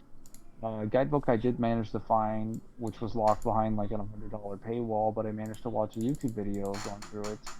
And the art book, like the artwork that exists in this art book, and this picture does not exist on any of the pages. In fact, this picture, if you want to be completely accurate here, is a reverse image of like the port at the bottom of the foot of Apollo near the beginning of this level. This one. When you try to ascend into the beginning of the Apollo station to go light up the towers that you can find the oracles, like this is right after the oracle dies, right after you get the amulet of Ouroboros, and you start using its abilities, like right when you leave the island and you travel to go to the island to find her eyes. This is the very beginning of the next level. This is literally the opposite side of the port from a different viewpoint being presented, which is why I kind of say that it has potential for being faked. There's also the fact that it can't be sourced, and I was told that it was in one location and it turned out not to be in that location by a group of people that have been known to fake scans or forge them. Now And let's give them the benefit of the doubt. We don't think that they actually went out of their way to forge these themselves. I think that they got them from somewhere and didn't verify their sources. Yeah. I agree. I agree. I'm just saying. Let's be very careful with how we word that. Yeah. So we're not arguing maliciousness here. It's just that there's Incompetence. I think I it comes to be argue. better. Yeah. I argue maliciousness of intent not to forge, but in knowledge of forgery and intent to continue on with doing so. Meaning they're aware that they are using forged scans after we point them out, and they continue to use them. That is fair. They did kind of throw a little bit of a, well, we'll say a fit. I think that's a good way to put it. Kyle, would you say a fit's One a good might way to put it? say they took I've, exception to that. I, I've had cousins who were toddlers at one point who didn't put up as much of a fit when I said no. Yeah, so they threw just a tad bit of a fit. Why did you word it like that? Because it's true. Okay, so yeah, let's just say they weren't exactly the most happy of campers when we pointed out that, like, hey, you guys are gonna have to source your scans when we told them that. And not and a day before I had a discussion with two of them, and I told them you need to source and link everything that's not from the game. I made that explicitly clear multiple times. Yeah, and they didn't exactly uphold their end of the bargain there on that one near the during the debate, which again wouldn't have been necessary if it wasn't for the fact that, well, there's a lot of fake scans prevalent everywhere in God of War's scan roster, we'll call it. So I think there's one final set of arguments that we kind of have to go over here, but you'll have to quick search these in the chats, and it's the gods and the primordials and whatnot scaling above each other, and how the scaling chain in God of War works. Oh yeah, that's gonna be pretty important. So that's not listed here because I only had so much time to prepare most of the stuff for the debate scans, and preparing the DMC section kind of wore me the fuck out because there is literally hundreds and hundreds of scans. Yeah, so actually, let me provide some context there for a minute. So originally the plan was going to be that Kev actually was going to upload the behind the scenes of the debate, because he actually did record the 2 hours or so of Mangler just uploading scans. Unfortunately, that did not come to pass. It could be anyone's guess as to why. But yeah, no. So yeah, that didn't happen. But I think I did mention this in the live stream talking about the debate that Mangler. When this comes out and it happens to be uploaded, I don't believe in coincidences. Well, so the points that I was just going to present for this is that the argument that, like, I guess it's the argument that the gods essentially hold the highest place in the cosmology, that they've taken the place of the Titans and now therefore sit on the leadership.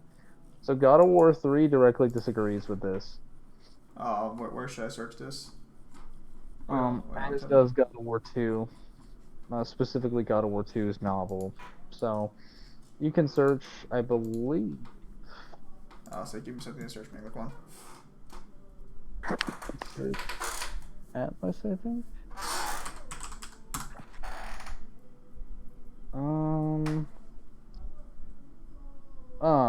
You just go. Okay, here we go. Atlas also confirms. Yeah, Atlas confirms that his boulders would have badly injured Hermes. Or not Hermes. Hades. Hades. I don't know why I said Hermes. So you're gonna have to. So are you gonna explain, like, the Great War situation right now then? Yeah, so that also requires going into detail about the Sisters of Fate, of which I have many things to mention. But so basically, good. Yeah, so it's confirmed in Atlas's conversation with Kratos that he's just like, Kronos was brought to his knees.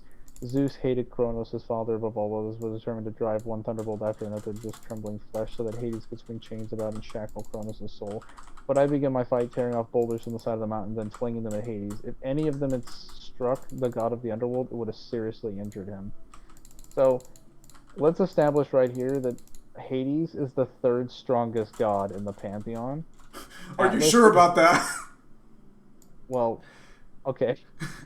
So, understand that Atlas, one of his boulders would have seriously injured him.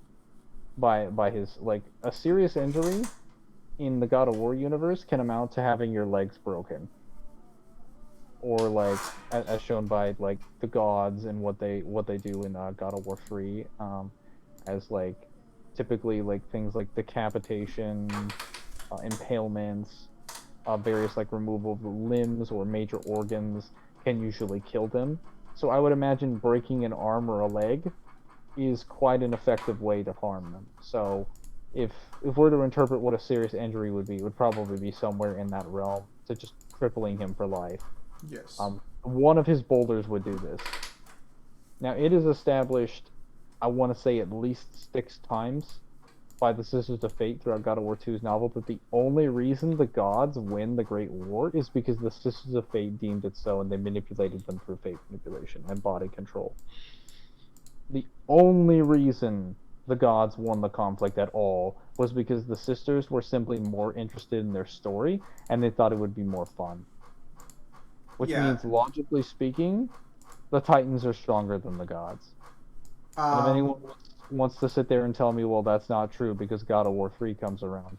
Well, God of War 3 actually agrees with me, because the Titans that show up in God of War 3 are pulling straight from the Great War. And when Gaia shows up, again, she's fighting Poseidon, who at this point is using the entire ocean and the sea to fight her directly, and he's throwing the seahorses all over her body. She's fighting gravity. She's at a massive home field disadvantage because she doesn't know the terrain. And for anyone who wants to say, like, well, she's omnipresent throughout the Earth, I mean, she's omnipresent throughout the Earth, but, like, that doesn't really give her, like, leeway to know where every single attack is going to come from, especially if it's from the fucking ocean, which she doesn't have dominion over. I must have forgot that the ocean is not on Earth, I think you mean. Yeah, but the Earth is specifically, the omnipresence of the Earth is specifically referring to, like, everywhere there is Earth is specifically referring to the soil and the ground, not water. So I'm just going to go ahead and let me step in here very briefly. Why don't you mention what the novel says about Oceanus instead? Because that will be like a much easier thing to work with. I guess I can do that. So while he's remembering, I was going to use that as my second example, but I like using Gaia because it's just so easy. It's because the problem with the Gaia thing, like we kind of mentioned before, is like, okay, so let me set the scene. During God of War 3, they're climbing up the mountain. Mangler's right. Poseidon shows up. Gaia fucking gets wrecked by Poseidon. Like the horses stab into her. She's screaming in pain. She can't fight back at all without Kratos. She can barely do anything because there's so many horses on her. Mangler's not wrong. Like, it takes effort from Poseidon to, like, fuck with her, and Poseidon should be stronger since the Great War happened. Like, how long has it been since the Great War?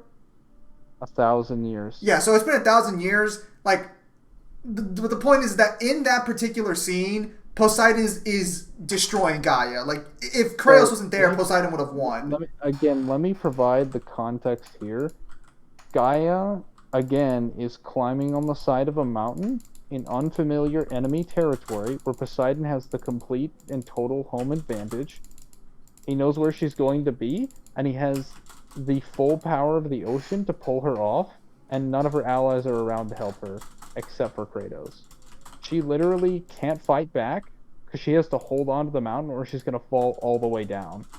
She has no breathing room to even stretch or use any of her abilities or anything at all. Well, okay, I'm gonna have to ask the question. What abilities does she even have? Like, what combat abilities does she even have? I've never seen her do something involving rocks. I was gonna say, I've never actually seen her do anything besides punch. Like again, this is God of War, and I'll get into this later. But God of War characters typically have really bad arsenals. I will just say that, like, you do see Poseidon block her punch with one of the horses, like stop her mid punch and stuff. Mangler's not wrong; she is on the mountain. My point is that he's in a massive advantage state, and he's struggling to pull her off. Yeah, I'm just saying there are better like examples. Here's my question. Here's my question: when are we going to start talking about the Sisters of Fate? I just kind of mentioned them already, how they're literally the entire reason that the gods win the Great War at all. I believe there's actually a statement you guys found in the novel that I think it's Atlas says that he can't move his body or something.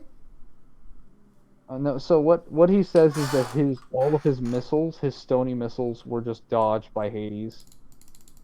Wait, did it say they were dodged, or did it say like they missed their mark? It says they were dodged by Hades.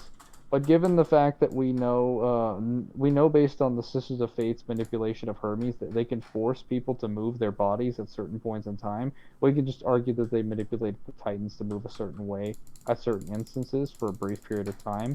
Like, say, when you're trying to aim a boulder and throw it midair, and if they could twitch your finger to force the trajectory to be, like, slightly different, especially a boulder that quote, would have seriously injured your enemy. I could have sworn you mentioned that. I could have sworn you mentioned at some point that Atlas makes a claim that he wasn't like moving normally or something during that battle. Like at some point. Go and look it up. It wouldn't really matter if he didn't. Anyway, we have direct statements from the sisters themselves, as well as from the gods and the titans, that like they were involved in the battle. They were just manipulating people directly.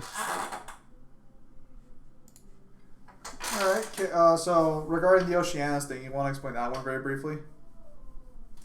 So, for Oceanus, basically, Poseidon, this is during the events of God of War II, as shown by God of War II's novel. Poseidon basically tells Zeus that, like, Oceanus is now challenging his rule of the sea. And he's just like, oh, the Titans are becoming bolder. He thinks they're regaining transcendence over my realm. He's like, you're unable to fight him, a Titan who's been stripped of power and discredited for so long. You are no brother of mine if you cannot chase him away back to the darker realms of Tartarus. Oceanus, he was the least of the Titans, unlike Kronos. He's like, I have your permission to do as I see fit. Now, to be fair, he is asking him. He's just like, oh, hey. He is asking him for permission to do this. But as Zeus kind of points out, defend yourself as you see fit. You do not need my good wishes for that, brother. He does not need to come to Olympus to demand of Zeus that, like, how to defend his own realm. But, I mean, if you guys see the stuff he does in God of War 1's novel, which if you'd like to show them that, he's apparently not even aware of everything that goes on in his realm. Because Athena literally has to tell him that there's a fucking Hydra in the grave of ships, and he doesn't realize this until she tells him, and then he turns around and reacts to it. I should also like to point out that, like, going off the Oceanus thing very briefly, Poseidon or Zeus states that he lost his blood, like he stripped of most of his power, and he's the weakest of the Titans. Keep in mind that Poseidon should be at least the second or third strongest god, and even the weakest, and in a weakened state, mind you, could still cause him problems. Can I also say as well, this has nothing to do with the scaling, but Athena, the goddess of wisdom, is only wise because oracles tell her what the fuck is going on. Yeah, she's literally made fun of by Hermes, that she's like the goddess of foresight, and yet she can't properly see the future. She literally has to have human oracles on, like, payroll to tell her how the future works, and even they confirm that their future sight is inconsistent. It's either, like, completely clear, or it's like a shroud over their eyes. At least this is what the Oracle of Athens says, but, I mean, that would basically be her patron oracle for her specific city, so that would be one of the ones she'd be going to. So you're saying that she's not a very powerful god? I'm saying that, you know, her being the embodiment of foresight or wisdom or reason, the things, the aspects in nature that she embodies are shit. like Helios, god of the sun, dies, clouds cover the sky. Yeah, that makes sense. Kyle's never gonna let that one go.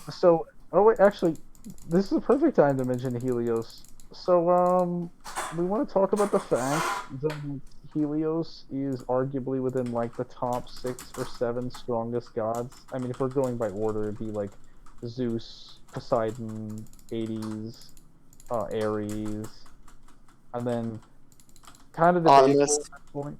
Well, no, not Artemis. So it'd be debatable about whether it's Athena or Hercules, because Athena has statements of being, like, second only to Ares, and she's also the goddess of war.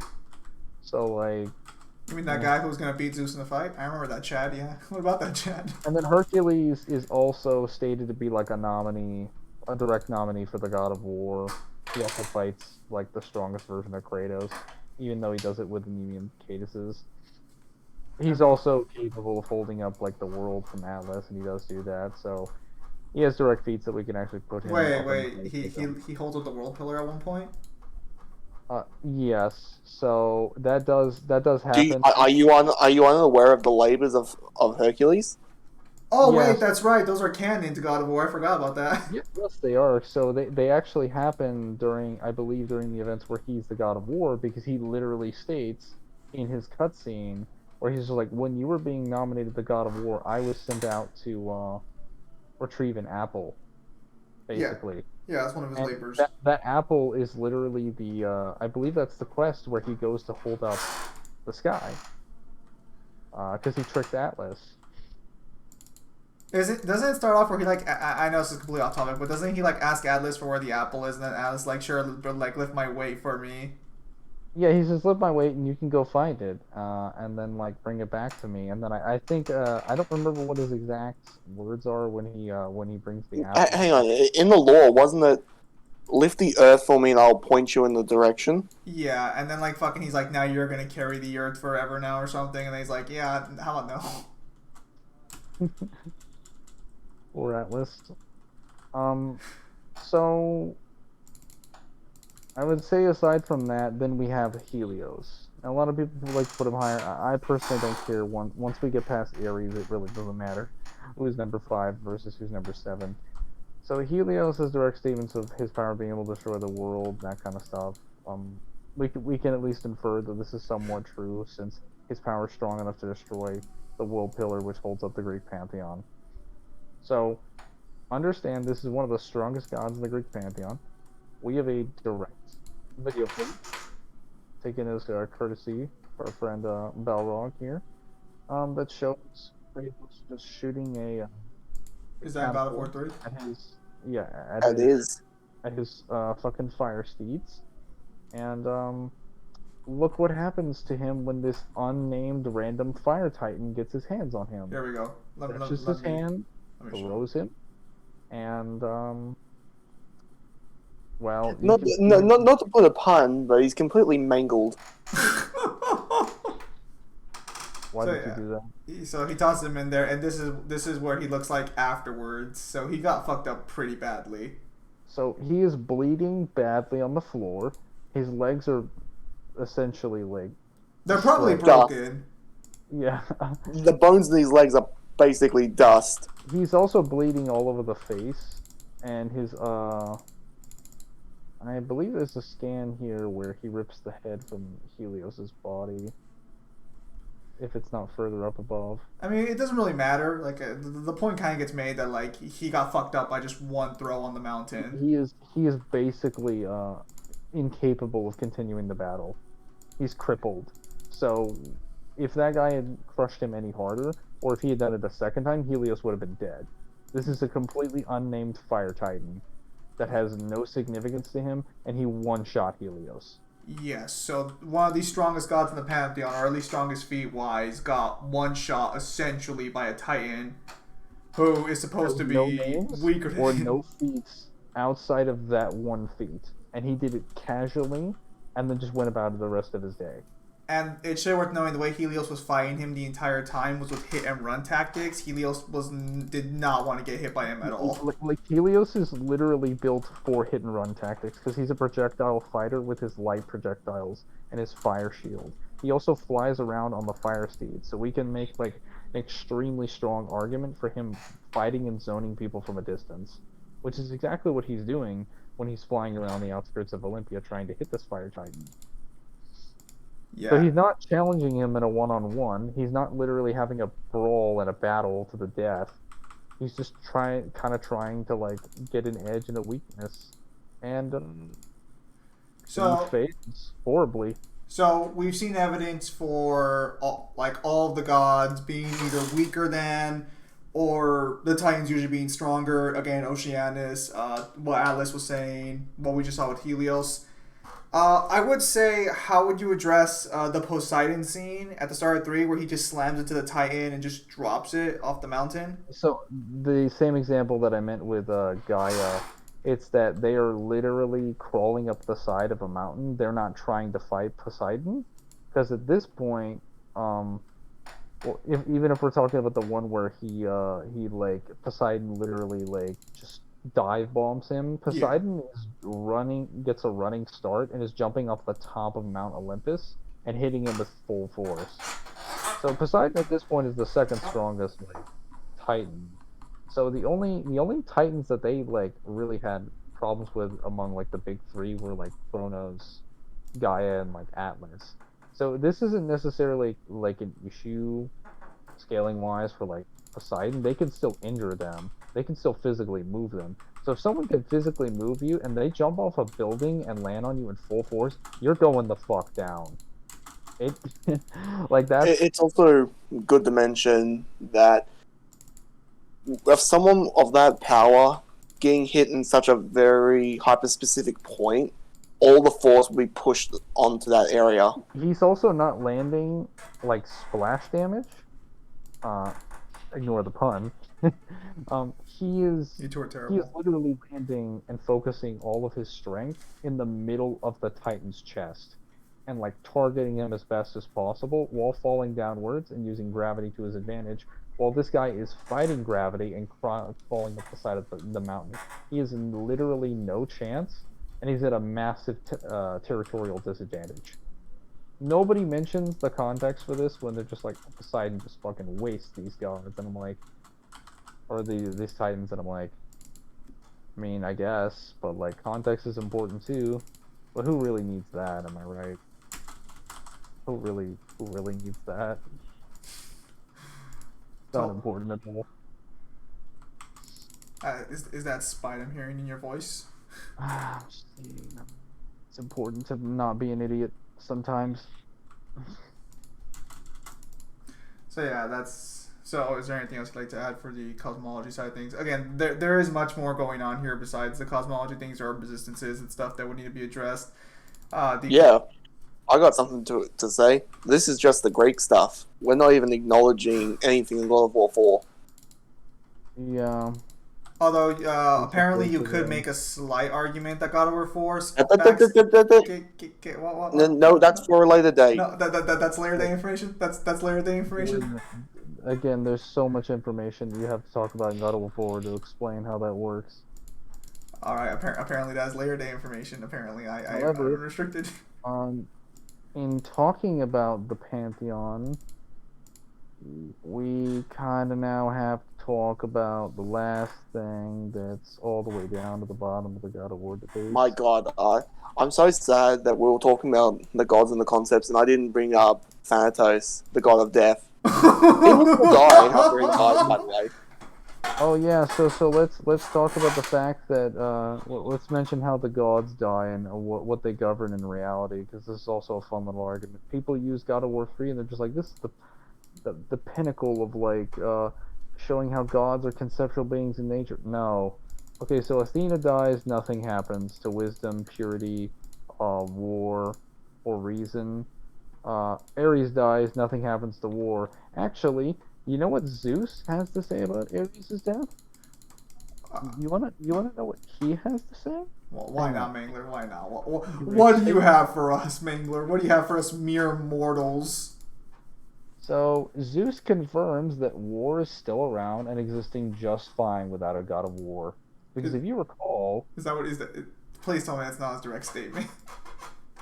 He says, the Pantheon cannot remain unfilled, Zeus says, stroking his beard. You are wise, Sky Father, Iris said.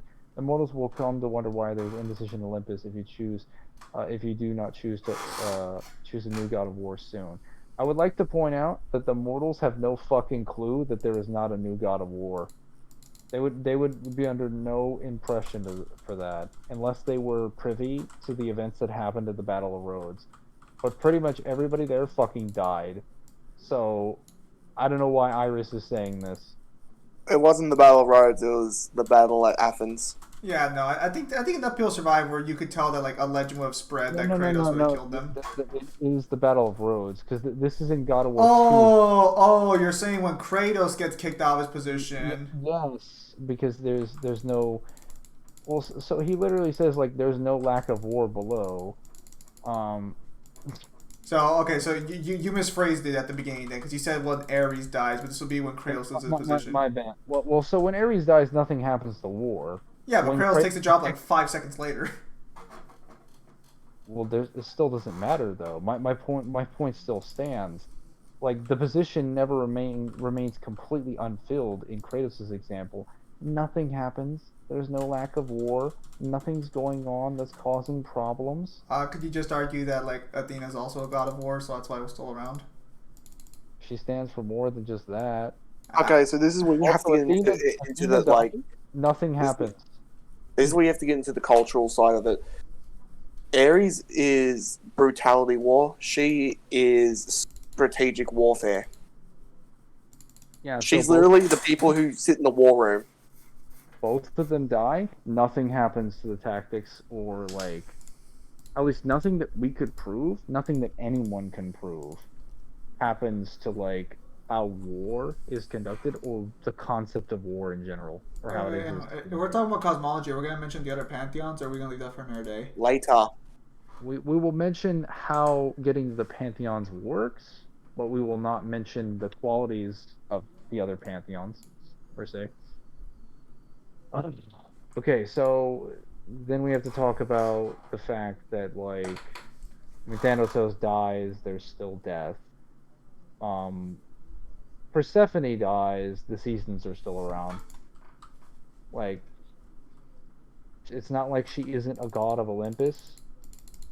She's not the queen of the underworld. Like, people can still go to Elysium. They can still be guided there. That's again like Hades dies, and there's still souls. all that it does is release the souls that were trapped inside his body. People can still go to the underworld. Well, I was gonna say, Hades is Also, the god of the underworld, so you would say that the underworld's still there, not like that souls are still around. well, so like, Well, that doesn't even matter because the underworld is where the time anarchy took place, and we have like reason to believe that Hades. Well, this is why they call it the underworld. The underworld existed before Hades. He just happened to be the current king. I he see. was just given the new land on lease and was like, shit, yeah, that's free real estate. Quite literally. And when everyone dies, they become my bitch. Okay, so let's see. Aside from that, Helios dying and the sun goes out. So this is the biggest lie I've seen in the longest time. We literally see that the sun is still there behind the clouds. It just gets covered up. Even at the end of the game, we can see light trying to break away from behind the clouds. The clouds are just trying to cover it at every single angle. People just take Hera's statement. They just say, the sun is gone. And it's like, I mean, yeah, I guess the sun is gone if it's covered by clouds, and the clouds are I've said that consistently too on flowing. cloudy days. Yeah, no, the sun is definitely gone on a cloudy day. That does not mean it's literally faded out of existence in its entirety. So cool. Now, but before someone brings this up, when they say like, "Oh, but what about the cutscene from Chains of Olympus?" We didn't say your series wasn't privy to retcons. Hell, it does it all the time. Oh yeah, that's also a completely different scenario because Helios in that situation doesn't even die; he just gets abducted, which is kind of weird that you would like use that as an example that he gets abducted and a significantly worse example of like world changing events happen, but he Angler, dies and all it does is cause a cloudy day. Like again, Angler, can I tell you a secret? what? Keep this between you and me. Ghost of Sparta came before God of War 3. Keep it secret. You guys are terrible. No. So Did you like Amengo? Oh, I was gonna say. so I was I was so gonna mention stunned that- by your secret, I was gonna Kyle. mention, Destroyed if we just go to God of War 3 and we just change around the order of the gods that Kratos fights, like let's just say Kratos for some reason, like during the plot of God of War 3, just decides, you know what, I'm gonna focus all of my rage and anger of my entire life on Helios, even though he's somehow like one of the like the nicest gods in the cosmology by comparison, and probably doesn't deserve any of what's going on right now. I'm just gonna fucking kill him. And Kratos just basically fights him and takes all of his anger out on him. And No, all the other gods. he literally kills him because he won't give up Zeus. I mean, to be fair, Helios did try to trick him into stepping into the flame of Olympus, but we're not here to discuss that. Well, to I be just fair, think that was after the fact. That was after Kratos decided to try and kill him. So So if we just take away all the other like gods and what happens, so like Poseidon's death affecting the oceans and Zeus affecting souls. Okay, so let's take that away and just have him fight Helios at the beginning. You know what the world looks like now? It just looks like a cloudy day. The oceans are fine. The souls in the underworld are fine. There isn't plagues killing everyone. Life and death isn't happening. Storms aren't raging out of control. Medicine hasn't failed. None of this shit has happened. It's just sunny. Every Or time like like the it's just god cloudy. die, it doesn't like the concept they are supposed to represent doesn't disappear or anything. It just gets affected in a significant way. Okay, so here's the big nail in the coffin, besides from like Kronos and Gaia. When Zeus dies, you know what happens? Fucking nothing. He's the god of the sky and the cosmos. And it sends just a giant lightning storm into the air. Instead of lightning just like fizzling out of existence and like no rain or any like what would be more accurate is if like all the rain and every single piece of weather just like faded from existence completely. And we had like a direct statement to confirm that. Because God of War is also a very, very blatant verse. Oh yeah, that would have like that Yeah. would have been perfect if like every cloud just fades away immediately. Like just imagine if like everything just turns black. That would have been perfect. That would have been a much stronger argument for them having really high conceptual manipulation. Instead, there's just a fucking lightning cloud, and like this is another example. Like Hermes. So what would be accurate is if when Hermes dies, like medicine and medicinal practices in the wild world completely just failed, and people were just dying wholesale. And this is something you probably couldn't show in like one scene. You have to show it over the course of like I guess maybe like a couple cutscenes or like dialogue. But that's fine, they could do that. Instead, Hermes doesn't cause modern medicine to fail. His death just releases a plague, which is the antithesis to what he stands for. It's not that his death causes it to fail, it creates a problem that then goes on to cause failure. That's not the same thing. It's like an indirect outside influence rather than the system itself crumbling from the inside. These are not the same thing in the slightest. Uh, Poseidon, like causing all of the world's oceans to overflow. How about if the world's oceans evaporated? Like that would be way more big. That would be way bigger because that would mean like bare minimum he was like sustaining them or they were one with him. Now it just looks like, oh wow, it was just like making the ocean levels like a little bit more controlled. Okay, big whoop. Like, oh, Poseidon's over here stopping global warming. Shit, I should have been more grateful. Yeah, no. When Zeus dies, he just creates a massive cloud, and it gets even worse because he actually creates more clouds and rain with his death. Um, and then I think that's pretty much hammered home. Most of it. You want to finish off with Um, that, like the Greek thing? what? You want to finish off with the thing at the very end because it sounds like you're pretty tired. We've got so I much that we can cover. I don't even think why we thought this would just be one video. Well, no, I mean it's gonna be split into multiple videos, but like mainly wanted to get the cosmology out of the way in this video, So, and then we so can there's cover some other things one later. last thing we want to cover in the cosmology, and then we'll go on to some like resistances because this is a video over. You're like, going to sleep after this, more like it. We can do this tomorrow, like for the I can keep resistances. going. I can keep going. I work tomorrow. I can't stay here for more than like an hour. Okay, that's fine. This is also a video of explaining like this isn't just explaining misconceptions, like a lot of lies and problems about God of War's cosmology. It's explaining why God of War versus DMC matchups don't really work. And Well, why so they I'll be fuck. uploading this one We haven't first. got there yet. Yeah, I'll be uploading this one first, and then like we'll do that for part two. Obviously, this is just to sort of talk about the cosmology, what's wrong with it, what's wrong with a lot of their more blatant feats. So now we'll be going over the final claims things.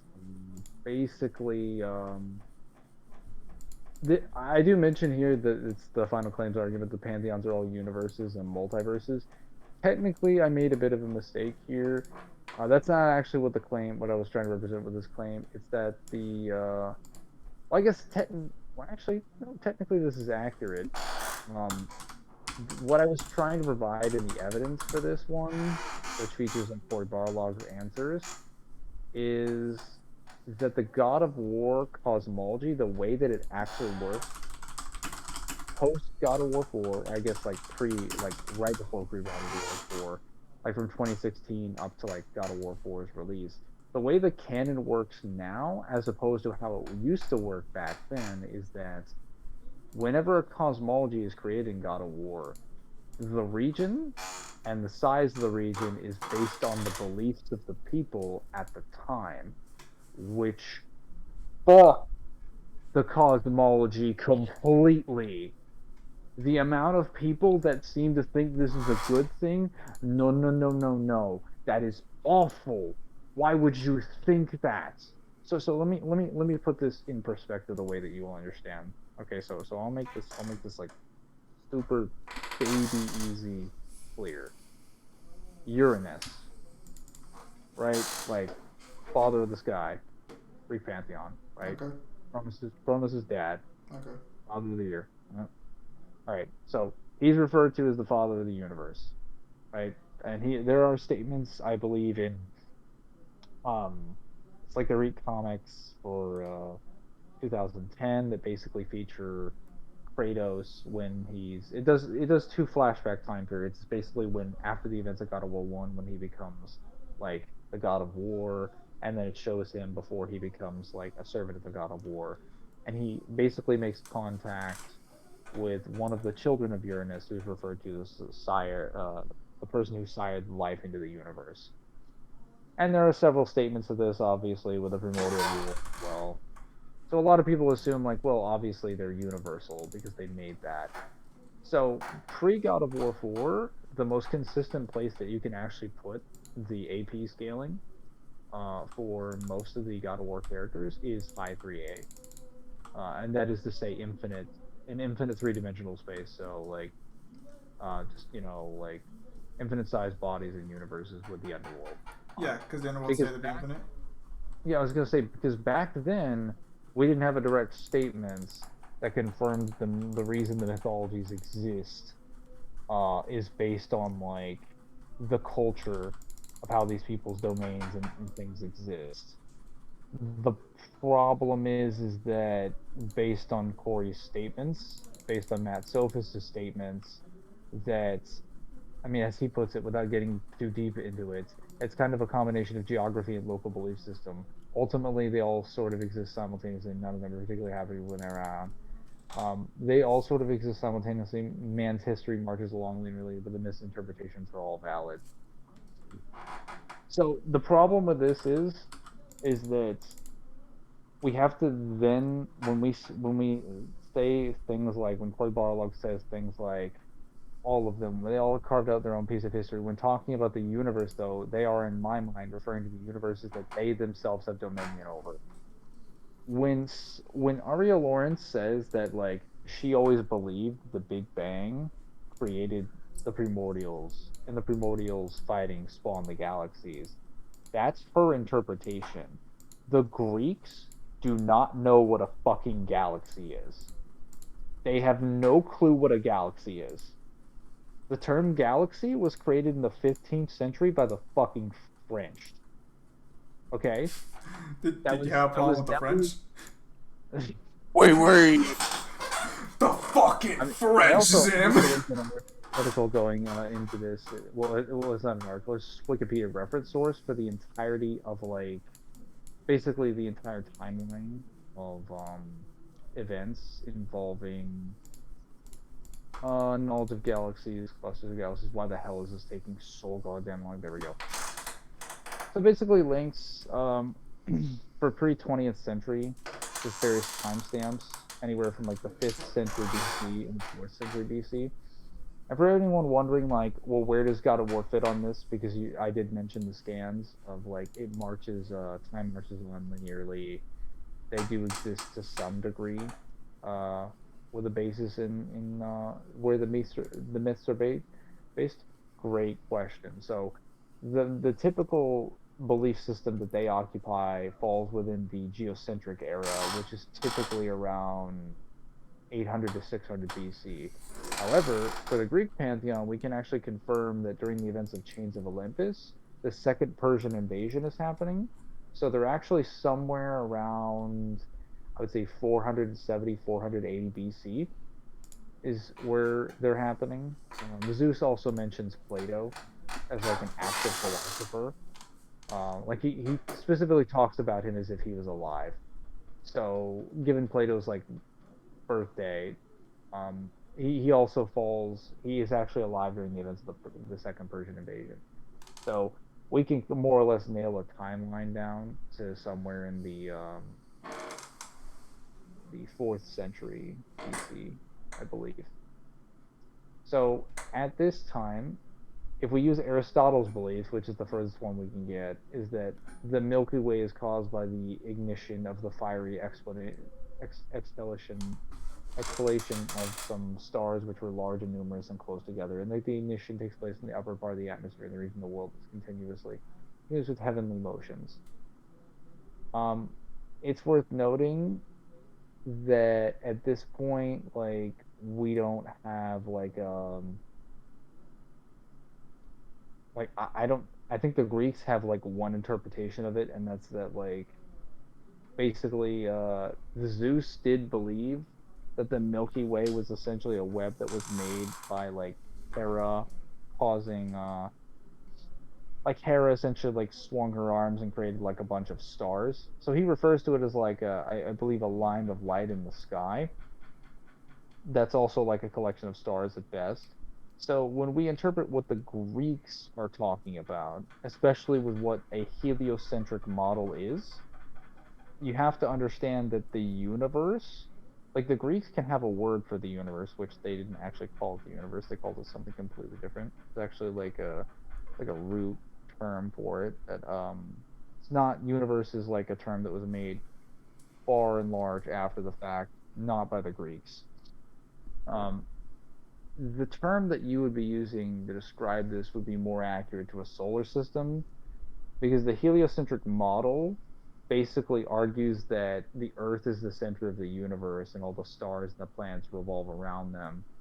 And typically, a map for most heliocentric ones have the Earth as is depicted right above, or well, the ge or not heliocentric. I keep saying heliocentric, geocentric. My bad. I meant to be saying geocentric. I was saying heliocentric that entire time. Heliocentric is the one that involves the sun being the center of the universe. Geocentric is the one involving the Earth being the center of the universe. So basically, it just shows all the planets here in their alignment, all the way out to the outer rings of the solar system, and then like all the stars are basically carried on the edge. It's worth noting that in the geocentric belief, stars and various things in the cosmology like nebulas, colonies, asteroids, all that stuff, they're all held to be in perfect and complete stability. The Greeks believed in a perfect ordered universe with like various objects that did not move around. So they didn't believe that their universe was constantly expanding in size, and they thought their universe was local to them as far as the solar system was concerned. Because again, they didn't have any equivalent of the galaxy as far as like a terminology to explain it. They didn't even know what the fuck the Milky Way was. Couldn't properly observe it. Not even Zeus in Mythos could. And this Zeus in God of War is literally a direct depiction of that Zeus. So we have some serious problems with an understanding of like how these characters interpret their own lore and story. And then when we have direct statements that like they're based on the regions and the beliefs of the people at the time, um, that just means that when they say universe, they mean what the Greeks mean, what it means to universe, and that is a geocentric interpretation of the universe. So it would only really be like solar system level. Um, Now, granted, this is only applicable to the Greek pantheon if we consider all of the statements from like God of War 4. If you want to scale God of War's cosmology um, to like uni and whatever, just argue Ascension canon all the way backwards. Granted, you have to mainly argue like 2013 and backwards, so you can't use any scans or anything after that, but you will have access to all the Greek Pantheon source material, including the, I believe, the comics from 2010. You will have to discard all Word of God statements after the fact, but I'm pretty sure most people are willing to do that, if it means they can keep like their uni to high 3A Kratos with like infinite speed. I mean, some arguments can be made for like uni plus, but that depends on if you're just really fucking liberal with like Cronus, the interpretation of Cronus creating time in terms of the entire dimension. Problem is that all of the arguments I mentioned about the pantheons being separated by space and time, not being separated, lack thereof, and a lack of different time flows, they're still applicable to God of War, pre-God of War 4. All God of War 4 does is kneecap the series further. Like, all those statements do is just make it worse and worse and worse and worse. I know this is I know this will be encroaching on like more talking about what we should when we go to 4, but talk about the nice little thing that I found out with my question. Oh. You heard it, Mangler. Speak. And so Balrog basically asked Bruno Valquez on Twitter, whom you would know as the, I believe he is the art director for God of War 3 and God of War, creative art director for God of War 3 and 4. I believe I'm stating his position accurately. Zim, I'm asking you for like clarification. I'm pretty sure yes, but I'm gonna be honest. Like, so many names get thrown around, and they all basically do art. I think Bruno's the only writer I'm actually familiar with. Ariel Lawrence is like a writer. I think Matt Sopos is like the general game director. But before we actually move on, like I have a joke about how God of War people will take statements from everybody, including the caterers. This is why. I would say it's a little fallacious, but then it's also kind of like there's some truth to it. Like, it feels like everyone who even touched God of War as a writer of some kind was involved in being asked a question at some point, and it's very weird. Yes, and hello, Mr. Bruno. If you could answer this, this would absolutely help me understand God of War geography. So, if the planet God of War takes place on our planet size, or is it bigger? He says, yeah, as far as I know, God of War takes place on our planet. So the reason why this matters, I guess, jumps into my next point. This is the big one, because this is the other half of the pantheons problem. Because people wonder, like, well, maybe the pantheons themselves are separated by dimensions of space and time. Okay, so that's not true either, fortunately. So it's confirmed in Ascension, just from a journal entry, that it stated the journal entry from the Seeker of the Oracle: I have come from the land of the pharaohs. It is so cold here, if I return home without seeing her, it will mean my death. So this person came from Egypt, or the Egyptian pantheon in this case, came here with the interpretation to like find the intention to find the oracle for whatever particular reason, and cannot return home. It's worth noting that he's not like, I can't return home because it's like too difficult for me as the journey, or it's like too long, like there's some dimension that's preventing me. It's like, if I return home, it will surely mean my death. Meaning, like, I'll probably be killed when I get there or on the way back. Because after all, he is able to make it to this pantheon. Basically, Greece has become Compton. This actually gets a little bit worse, because in one's novel, they talk about how, is it Artemis's blade, how it looks like it came from the heathens? Yes, there's actually a direct statement you can, I think you can look it up in the yeah. So if you type in the word heathen in the search thing for server, it will literally pull up that Kratos refers to the weapon he has as one that reminds him of the heathen Egyptians, showing he has knowledge of other pantheons. So I know someone, as soon as I mention this up, someone's going to say, like, well, he's just talking about the Greek pantheon's interpretation of Egypt. So here's the problem.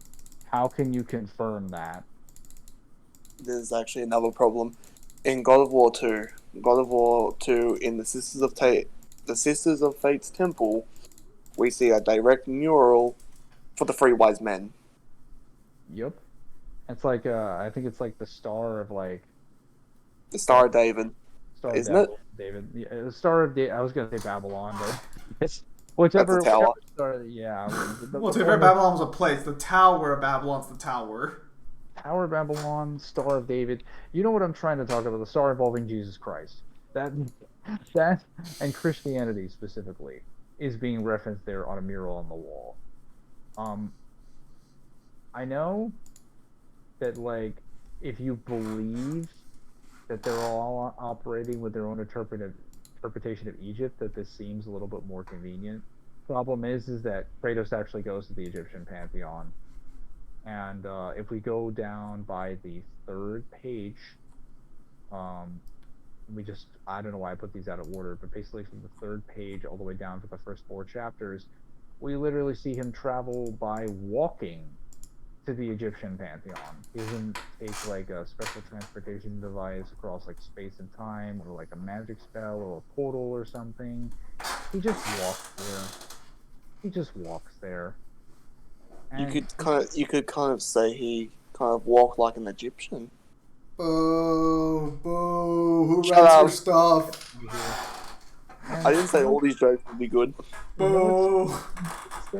He says It's like, free. Get what you get. so far from the land of my birth, but so much is familiar. Like the fear I see in their eyes. And he says, why? Why do they tremble with fear? And it says, because they've heard the stories. And why should they not quake with fear at the approach of the ghost of Sparta?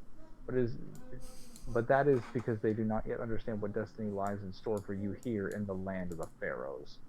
So, what is the difference between him saying the land of the pharaohs and the land of the pharaoh referred to by the person who traveled from the land of the pharaoh in Ascension? What is the meaningful difference here? I'll answer it for you. There's fucking none. They're exactly the same area. Now, hang on. You can just travel from them. This is also the Egyptian god of one of the Egyptian gods of this pantheon. So, well, you might be able to say he has great knowledge, which is fine. He specifically says they have heard the stories. So these Egyptians are aware of the information regarding the ghost of Sparta, meaning someone would have had to travel between the Egyptian pantheons and the Greek pantheons to report from what happened during the events of that, or during the events of God of War 3, that would lead them to the conclusion that he is a man to be feared. Which means there was travel that had to be done, which means people could just walk there. There's also there's an interview with Barlog where he states that the reason why they didn't set the game in Egypt is because that wouldn't be far enough away from his trauma, so he had to walk to Scandinavia. Now, I know that's an actual interview, but dumb me didn't actually check where the source is. I know it exists because I've read it. I just don't remember if it was like a PlayStation, IGN, or if it was an article one. See, you don't have to worry about that because I actually have that timestamped in the GameSpot interview right above in the chat. Oh, do we have my one as well? That's the one you posted. You're the one who posted the timestamps chat. I just copy pasted the stuff you took and put it in there. Okay. Alright. Anything else to have had? Is dead, but like I'm gonna continue beating it. Do try and restrain yourself if possible. I mean, like, I would like to upload this tonight so I can like upload it tomorrow so I can see the comments. Oh, that's right, because it's gonna take a massive amount of time for this. It'll probably take like 40 minutes, so if you can end it within like the next 5 or 10 minutes, I'd have plenty of time to upload it. Yeah, basically he says that the Egyptian pantheon isn't far enough away to escape his past. more or less a paraphrase. You can go and check it out if you want, and they're all confirmed to be happening all at the same time. So yeah, basically the only way did this logic to have like a proper pantheon based on these statements is to just kind of interject additional lore into into what the characters believe and feel. So like a good example is that like I guess I can't really get too much in the Norse, but I could say that if a region is based on what a person believes specifically, all you have to do as a writer to fix this is simply interject more information into the game that shows like there was discoveries and things that made and led to more advanced and more knowledgeable understandings of the world around them that led to the region and their area growing in size. Something like that. Something like that, maybe like dimensions being formed.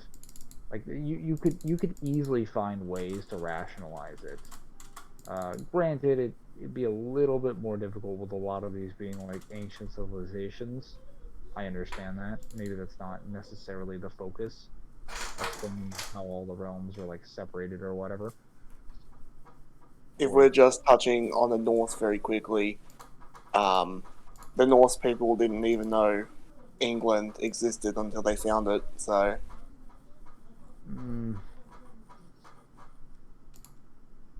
yeah, I would also like to point out that Kratos at the time of God of War 1 doesn't know what exists outside of North America, South America, and Australia. Well, in fairness, Australia wouldn't exist at this point. Well, it's true. I think he specifically mentions it. What? Mainland Australia was made like... Never mind. So, Africa, Europe... There we go. Africa, Europe, and Asia. Like that's better. So he says, when he reaches down from the road and he pauses and looks at all whence he came, spread about above him is all of Greece, all the Mediterranean, Africa, Europe, Asia, and the strange lands on the far side of the world. So he's not aware of the rest of the world that he occupies directly. So it's basically whatever he can get to on foot. This is, keep in mind, this is Kratos as he's ascended up to the throne of the God of War, and he literally states that like time and place are different for gods, and that he's receiving visions of future conflicts. Yeah, because we see in God of War 1 that like he's supposed to technically be there for World War 2, right? Yeah. So for anyone who tries to also claim that because he's the God of War, he would have all knowledge about all technologies. In the novel, he doesn't even know what a biplane is. He calls it a metal bird. Yeah, this actually shows what he's thinking when he has these visions. So he says, with each step of the sights and sounds of battle, rush in with him all across the world throughout all eternity, where time and place are different for the gods. He fears for an instant or for a millennia that his nightmares return to rape his mind, but he does not recognize the soldiers he sees. They wear metal armor and march in phalanx. Cavalry and chariots support their swordsmen, pikemen, and archers. Cross the Rubicon, a general bellows in a strange and foreign tongue that Kratos understands. So he understands the language because it's related to the war in context, but he doesn't know anything about these people at all. He doesn't recognize them in the slightest, and it gets even weirder because then he starts seeing. I believe he starts seeing. What's it referred to? Moving past him are men with Asiatic eyes, shouting a language he does not recognize, though he again understands. Segehara for the Shogun. The names spring up unbidden and mean nothing to him, but as foreign as their aspects and armor are, the carnage they wreak around them is all too familiar. Thousands lay dead on all sides, though he is still at the stairs of the throne. At the next step, he finds himself almost flinching as a huge bird with stiff metal wings and a spinning wheel in front dives in front of him. Suited wings. Huge explosions rock him as the machine, not a bird, but a flying machine. A stuka, another unfamiliar word that he somehow understands, pulls out of a dive and runs away to the dirty gray sky. Let me explain what's happening here. He makes it clear that this is a bird. And then he corrects himself later after further observation that it's like, actually it's a metal machine based on the sounds that it's making. So, even though he's been given visions of the future, he has no proper comprehension of what the fuck is going on. He's just like, he's barely being able to perceive certain context of what's being presented to him, just enough to be invited in on like the conversation, essentially, like the context for what he's viewing. Let's be real here. If they could contextualize shit like guns, I think we would have seen Ares busting out like an AK-47 in his fight against Kratos. If people say like, well, no, they couldn't. It's like his brother is literally Hephaestus. Hephaestus, make this for me. And he would. So, well, okay, let's word that. He might have, had he not fucked his wife. No, he fucking would. That's his job. I mean, he's the biggest cuckold going. Why would you say that? So, we have enough time to go over resistances. No, we do not. It is 1 a.m. We're not gonna go over all of them. We're just gonna go over the ones that were mentioned. You already planned to do that during the DMC one. Why are you forcing this matter? Mangler, it is 4 a.m. where you're at, right? Or is it 3 a.m.? Fine. We'll continue this later. We'll go over the DMC section next. There's always tomorrow or the next day. Yeah, dude, relax. Or the next day. You literally said you have Saturday off. I'll be free Saturday night to come in. We can continue recording then. If you want to spend all night Saturday night, sure. Can't do it tonight. I technically work at 10 and I have insomnia.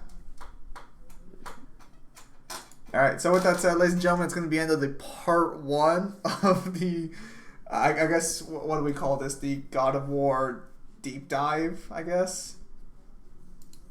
I'm not really wouldn't this just be part 1 of why Kratos versus Dante doesn't work?